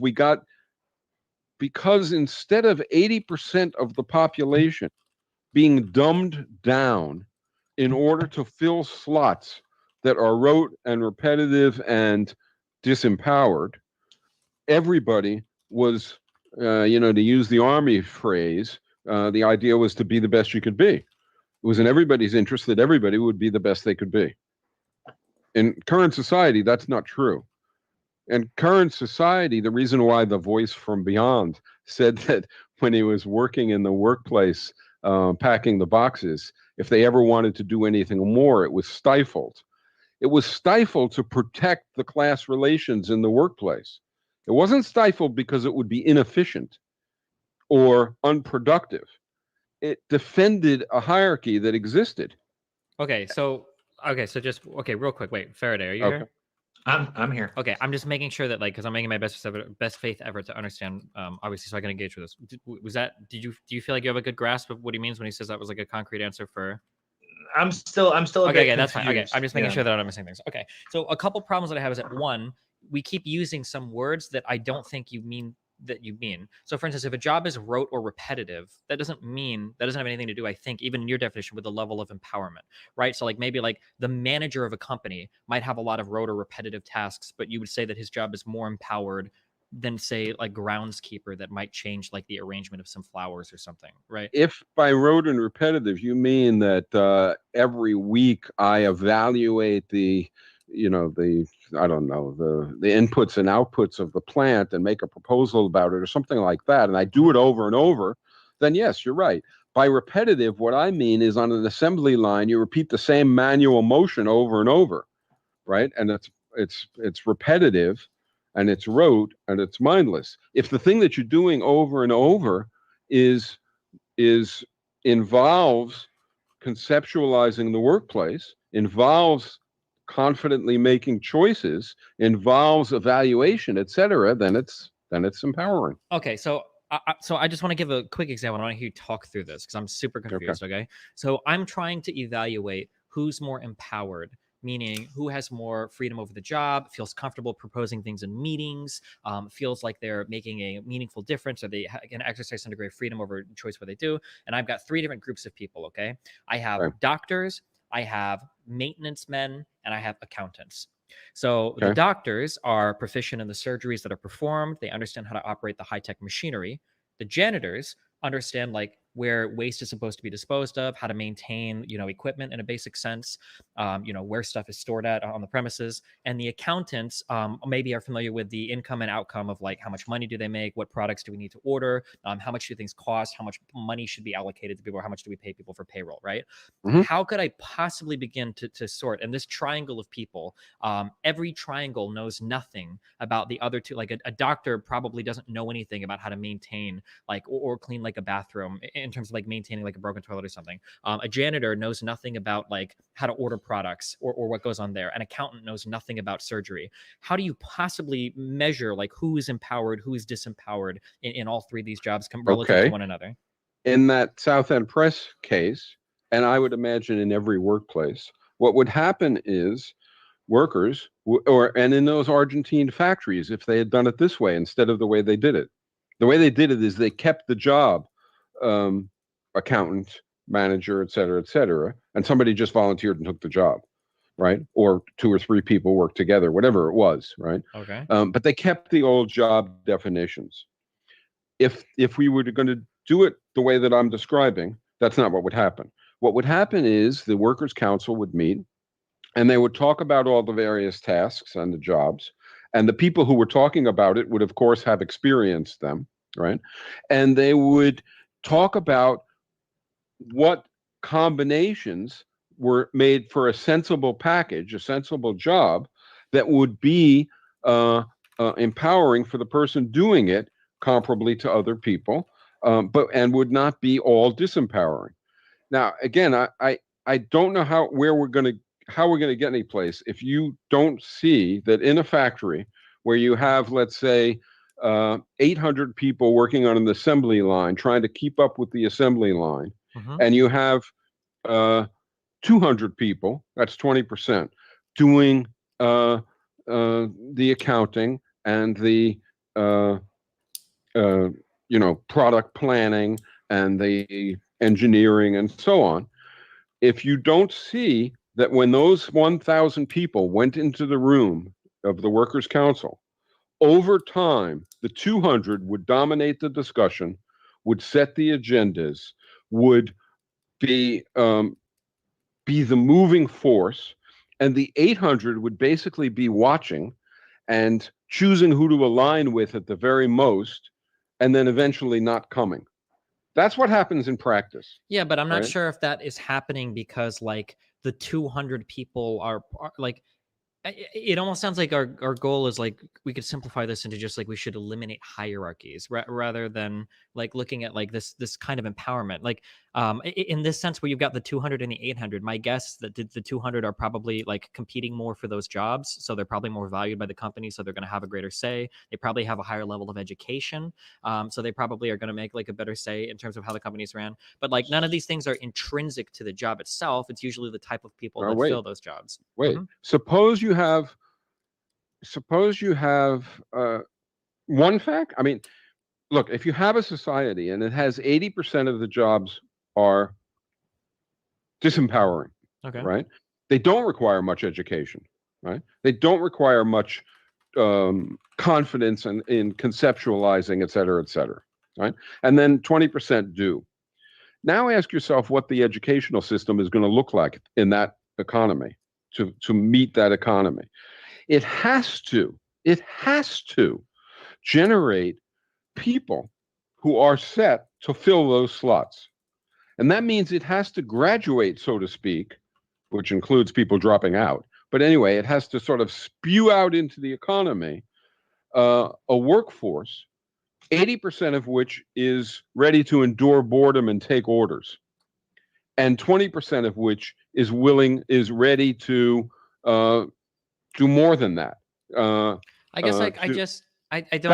That's the educational system we have. But like that's not how we educate our workers.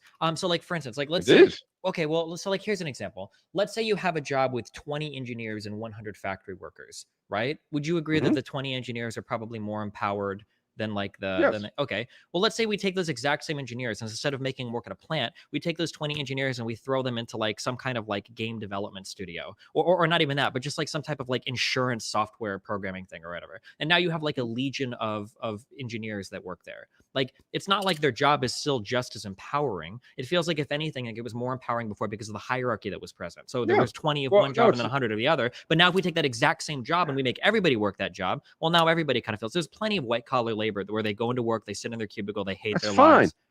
I'm not specifying in advance, right, what tasks are empowering and what tasks aren't. I'm not making some kind of ironclad rule about that. What I'm saying is that in a workplace, right, the workforce assesses that.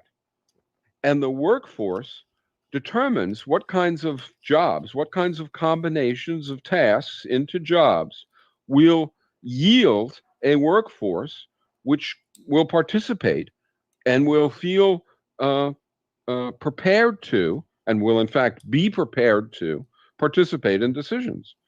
The claim here is, let me writ large. The claim here is that the idea that there are two important classes in an economy such as capitalism, owners and workers, right? That's the typical orthodox Marxist, and in fact, it's often what mainstream economists will say too. There are owners and there are workers. That view, I think, is wrong. And it's wrong in the following sense. There are owners and there are workers thought of in the way that the person who says that, say the Marxist, right, says that is thinking of a worker as someone who simply follows orders and who is subordinate and so on. But that's not the real world. In the real world, there are owners, there are those kinds of workers, and in between, there's another class, I would say, and I would call that a coordinator class. And that class of people in between does empowered work and has a considerable amount of influence over outcomes and has a lot more income than those at the bottom, less than those at the top. And now here comes something that might surprise you a little bit. I think that what has gone under the name socialism, so 20th century socialism, centrally planned, blah, blah, blah, blah, Soviet socialism, etc., has gotten rid of the owning class, right? But has retained the coordinator class and the working class, and has elevated the coordinator class to ruling class status. And the reason why in the Soviet Union the workplace looked the same, basically, as in the United States, and looked the same, basically, as in the United States, because you still had that 20% ruling over the 80%. So all of this discussion, what it's about, is eliminating that class division, because that class division basically robs society of the productive capacities of 80% of the workplace, of the population. All right. We have gotten to the halfway point. I was just kind of waiting for something that felt like a remotely natural place to cut it for tonight. I don't think that was great, but I suspect that's about as good as we're going to get, because my suspicion is they're going to keep on talking about this point for a while, right? So at least Albert's kind of gotten his point out.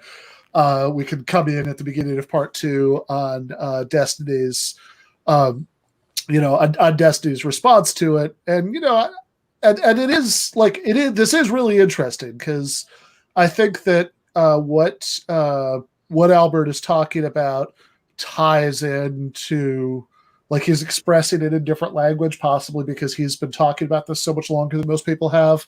So he's using, his own terminology, but I think a lot of what he's talking about tracks a debate that's a big thing on the socialist left right now, which is the PMC debate. The debate about whether there's a sense in which what Barbara Ehrenreich called the professional managerial class is a distinct thing from the sort of different social classes in the old style Marxist division that of workers, owners, and maybe like petty owners.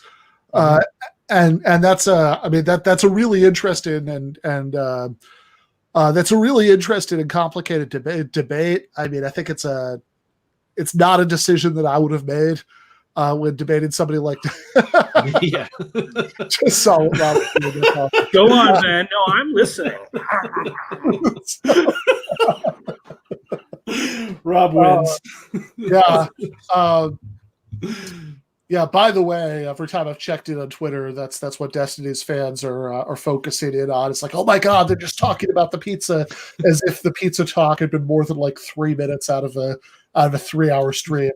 But anyway, I mean, bringing up like essentially the PMC debate within socialism is not a decision I would have made when debating somebody like Destiny, just because it's not.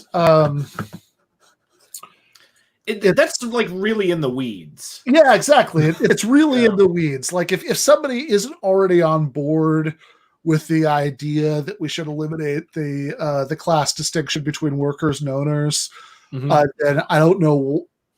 I wouldn't get into this very in the weeds thing about whether there are like further distinctions among workers that we need to be very concerned about eliminating. Yeah, no, I think you're 100% right on that. And I think they were talking past each other. And you're right. Michael was actually making a really, really interesting point. Now I kind of understand why instead of giving people time off, he was talking about cycling them through different jobs, because it seems like his goal here is to make sure that everybody shows up to the meetings ready to make their voice heard. And I'm not 100% sure if I agree with that analysis just in general. I still think he's thinking about it in the wrong way, but it makes a lot more sense. And I think Destiny is completely missing this point because, one, he doesn't really have a background in obscure socialist arguments. And essentially his job to win this debate in the eyes of, the Joe average viewer, he's just got to wait for Michael to present his system and then poke holes in that system and say, oh, that's fuzzy, or, oh, this seems very Pollyanna. This seems really, really complex. And most people will say, the socialist with his crazy Pollyanna. And really, it's just, I have a feeling, and I'm hoping he doesn't do this, but I have a feeling when we get into the second half of this, that's where this debate will go, that it will go into poking holes and repeating essentially cliches about how bad socialism is. That's really where I feel like we're going. I feel that might be the trap Michael's walking into. Yeah, indeed. This is, when you do a debate, it's about giving your ideas in the most appealing and accessible way. And, and part of that is obviously anticipating what the other side is going to say and just trying not to give them like a big, fat, slow moving target rhetorically. And, that could be done better here, but especially there's such a long discussion about empowerment and what that is and how it plays into the workforce, which is fine. But I thought it was funny that Destiny was the one who kind of cut the shit and said, well, really, we should be talking about a hierarchy, which, I mean, actually, I think he's closer to the key. To think that is the real issue, like much more than the empowerment thing, because I mean, you could say, like, it's almost a luxury, right, to be concerned about that, because it's really a question of, okay, we've achieved socialism. We have democracy in the workplace. Now let's worry about whether we're sort of getting all the benefits of democracy in the workplace, whether everybody is properly equipped to participate to the fullest extent in that democracy. And it seems like, okay, I mean, both as like a concrete reality, that's something you wouldn't really worry about until you've achieved the first thing. But also, especially like you guys have been saying, as just a matter of debate strategy, like, you know, certainly the big issue separating Destiny from Michael Albert is not how we should think about which jobs are empowering in which ways, and how, like what exact arrangements of job duties everybody should have in post-capitalist workplaces. Is economic hierarchy okay in the first place, or should we be trying to achieve at least a vastly less hierarchical economic system? Yeah, no, I think you're totally right there. It's interesting because I had kind of a profoundly negative reaction to him bringing up hierarchy, because at least for me, I think you are right that it kind of does cut to the core of the issue, but it felt for me at the time that he brought up hierarchy, it felt disconnected from what Michael was talking about, because Michael was very technical in the weeds here. And then Destiny, it felt like he threw out the hierarchy because he talked to another anarchist who talked about hierarchy. And he was just trying to move it in that direction as opposed to cut through to it. But, again, I may have misinterpreted that because I was like really trying to follow that line of logic. Yeah, JB, thank you so much for the super chat. I'm not quite sure I know what you mean when you say really wish Albert had focused on essential work versus empowering work. If that's just a way of saying you wanted even more about the empowering and non-empowering part, or whether you're making a different distinction with the essential. It doesn't have to be a super chat, but if you could say in the chat like what you had in mind there, that would be helpful. But I guess just yeah. So taking a big step back. I mean, obviously we'll watch the second half next Sunday. It's after 10. That's enough. That's enough for tonight. And if Destiny wants to, after next Sunday, if he wants to come on and we can continue the House of Mirrors Inception thing, and I hope. Did he watch this on stream? Because it looked like there were discussion of this. What do you say, Brenton? Did he watch this on stream? Because it looked like somebody mentioned in the comments that he might have been here. Was this like us watching a Destiny debate with Destiny watching us? He was at first, yeah. So I think he streamed about the first hour of this. Although I think after that he had another thing. He had like another debate that he had to prepare for, since he, credit where credit's due. He just does this like constantly. But yeah, anyway, so yeah, we can finish the debate section and have Destiny come and discuss it. But first we need to finish watching this, which is going to happen next Sunday. I want to get you guys the closing thoughts for tonight in just a minute. But first, so JB clarifies it means essential workers in the context of the pandemic, versus talking about a state of mind that's empowered at work. Essential work, IMO, is more pragmatic framework. Yeah. So I'm not totally sure how that maps onto what he's talking about. I think that, I think maybe it could relate to Brent's suggestion earlier that rather than having balanced job complexes, you could just let people, work fewer hours if they were doing grimier jobs, which is a reasonable sort of solution. And I think maybe along the same sort of lines. I mean, certainly something I've thought about many times in the last year is what an indictment it is of, maybe market economies in general, certainly the kind we have right now, that people who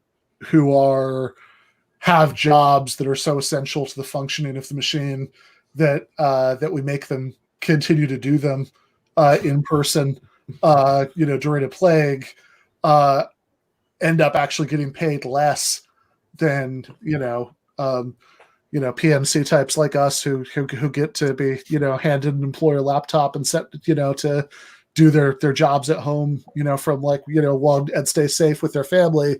That in like a slightly more reasonably organized society, you would pay people more to do the essential jobs, as you'd have to pay people more in order to incentivize them to do that, or they wouldn't do jobs that you'd have to risk a deadly virus to do.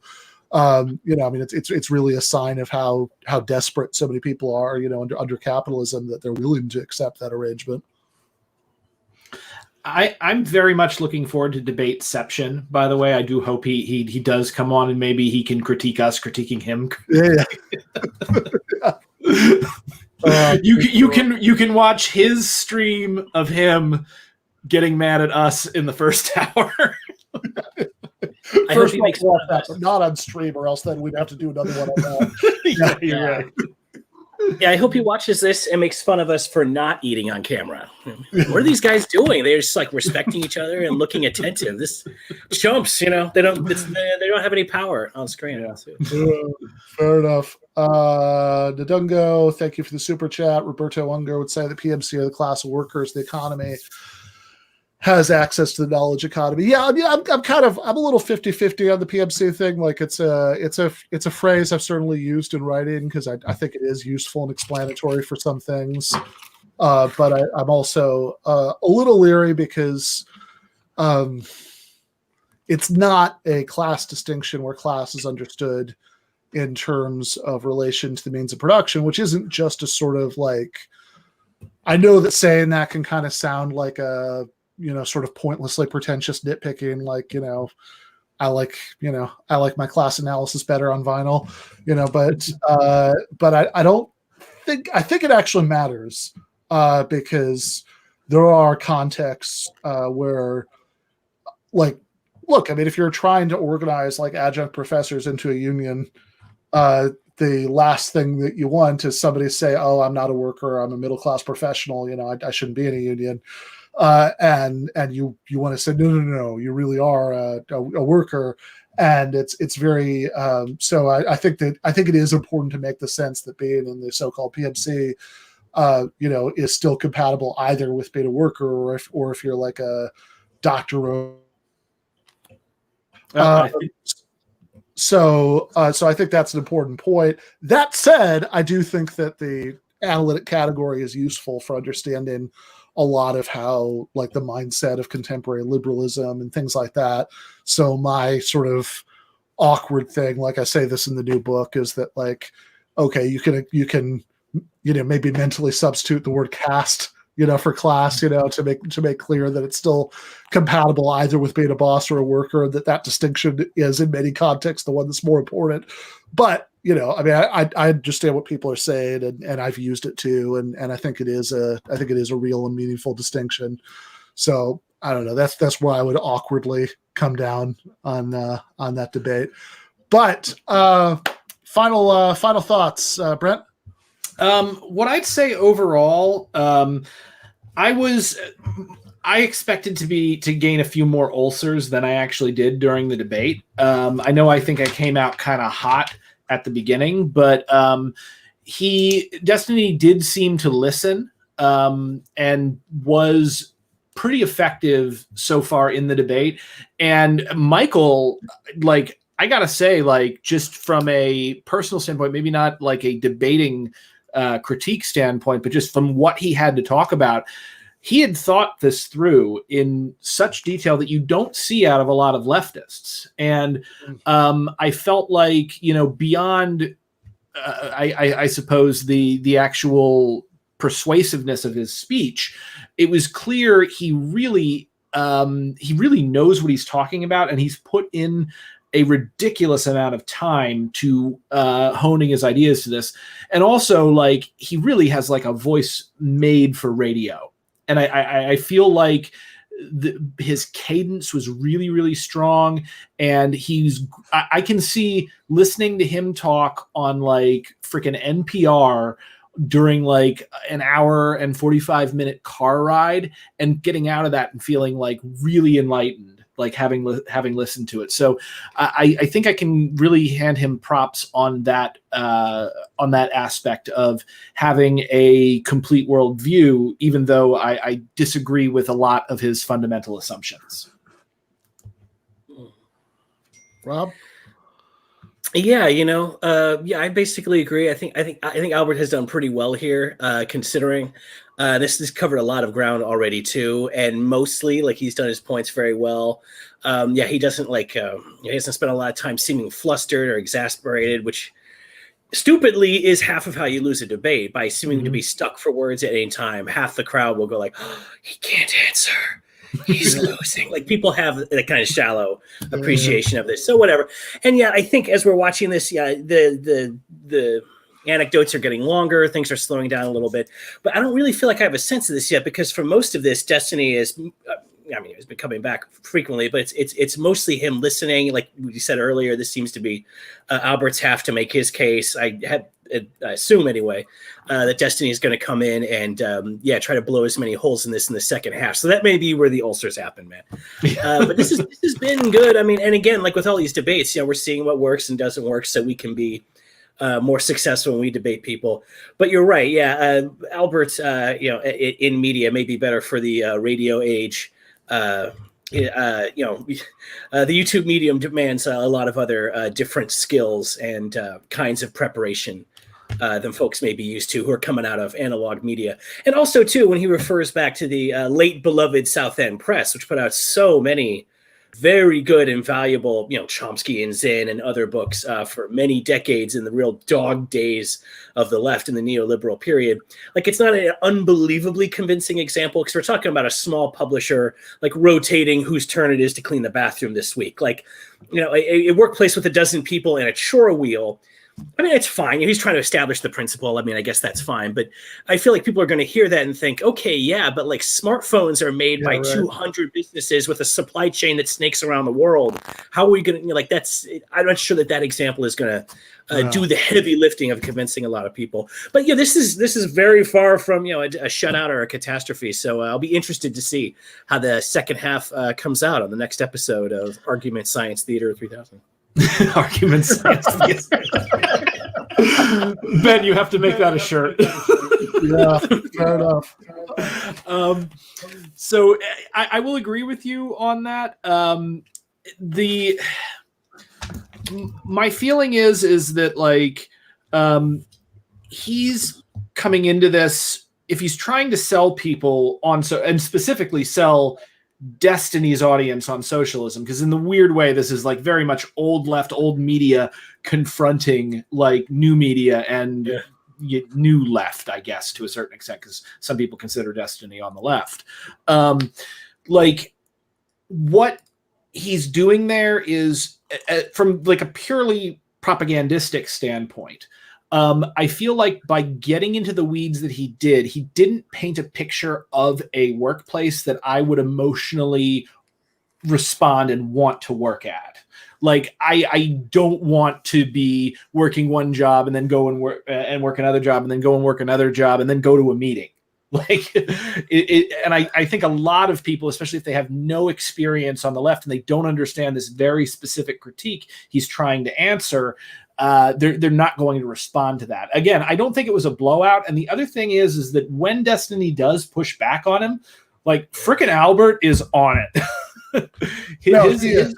That's when he's at his best, because it is clear that he spent so much time thinking all of this through. So even though that doesn't always serve him well when he's presenting his side of it, because it's too scenic a tour, I think, probably for the media. But I say that as somebody who probably tends to give tours that are too scenic for the media. But even I think that, right? But it works really well for him, when he's responding to Destiny's pushback. So that was fantastic. And yeah, I don't know. I mean, I think. Yeah, I mean, I'm with you, Brent. Because look, I mean, I get. I mean, I can certainly feel the emotional force of Albert's point. I mean, I've had jobs where I've done nothing but unload boxes from trucks and load them onto assembly lines for somebody else to put them onto shelves for 8 hours a day, and it's soul crushing, right? It's terrible. But on the other hand, I've also had jobs where I've had to go to faculty meetings, and that was, I'm not saying that I don't have a clear preference about which one I'd pick if I had to pick, but every minute I've spent in a meeting, I've actively resented. Yeah. Definitely. This is a weird thing, actually, and I will, of course, find yet another reason to bring up Alan Watts. In that, when the workers were talking about after the initial revolution, after they'd taken over the factories and things seemed to go back to normal, I don't think that that's necessarily a factor of capitalism, where they're saying like this is the only way, it's human nature. What he's sort of describing is also samsara. It's the idea that, I just had this conversation with one of my collaborators, in that he was having a long discussion kind of about how the attainment of physical things and changing your circumstances cannot actually make you happy in the long run. And that happiness and the good life is an internal thing that you have to be able to find in the moment. And so I think to a certain extent, there is the aspect of you don't want to still have these workers feel beaten down and not in control of their workplace, even though they hypothetically are. But also, even if socialism is completely successful and workers are completely engaged and feeling in control of their workplace, there will still be a letdown where, oh, I got here and I feel pretty much the way I've always felt. And I don't think that's an aspect of capitalism. I don't think it means Margaret Thatcher is right. It means that you're a human, and the attainment of desires cannot quench that fire, because that's just not how human psychology works. So there's ways to maximize that and minimize it. But I think that ironically, there's almost like a spiritual and philosophical point that's being made there that's being missed, because we're focusing so much on the weeds of the, of exactly how the work is being done. Well, I think maybe this ties into what you're saying, but certainly I think that work sucking, right, is going to be something that is going to be true to a certain extent in any economic arrangement, right? Which is exactly why I think that something that I would be inclined to focus on more than the issue that Albert is primarily focused on, which is how to make the actual work suck less. I know I'm oversimplified the hell out of his position, but it's been we've been doing this for almost 3.5 hours. I'm not going to nuance it. Let's just do that, right? So rather than the issue of how to of making the work suck less, I would be more focused on the issue of having to work less. And I think that's the thing that's probably the more realistic, not that means that an end to emotional anguish or whatever, people can suffer in their lives for all sorts of reasons that have absolutely nothing to do with work, but I think as far as minimizing the misery that comes from work, I think minimizing the number of work hours and also doing things like having, generous state-funded education. So to make it very easy for people to go back to school and switch careers and all those sorts of things are probably... It was mind-blowing that woman didn't know how to read, but before she got moved to accounting. Yeah, but she was able to be an accountant, pretty quickly, after learning how to read, which I think does make an important point, right? This sort of, it's not the David Graeber bullshit jobs thing, because obviously, being an accountant is necessary labor, at least to a certain extent, but it is a somewhat related point. There's a lot of things that have formal credentials attached to them can be done without the credentials. Yeah, it is a good story, and it has a good point. But my God, it took so long. I had a friggin' birthday waiting for him to get to the point there. I'm all for this. Just don't forget, folks. You are trying to it's a debate. It's not, you're not a professor where you can give them a bad grade for falling asleep in the class. You gotta keep it punchy. Yeah. No, for sure. So anyway, but I'm sure we'll get into all of this more next week. Thank you guys so much for coming on. And it's been 3 hours and 19 minutes since the stream started. So this is more than enough for one Sunday evening. I will see you guys next week, and we'll do the second half then. Sounds good. See you later, fellas. All right. See you later. Bye.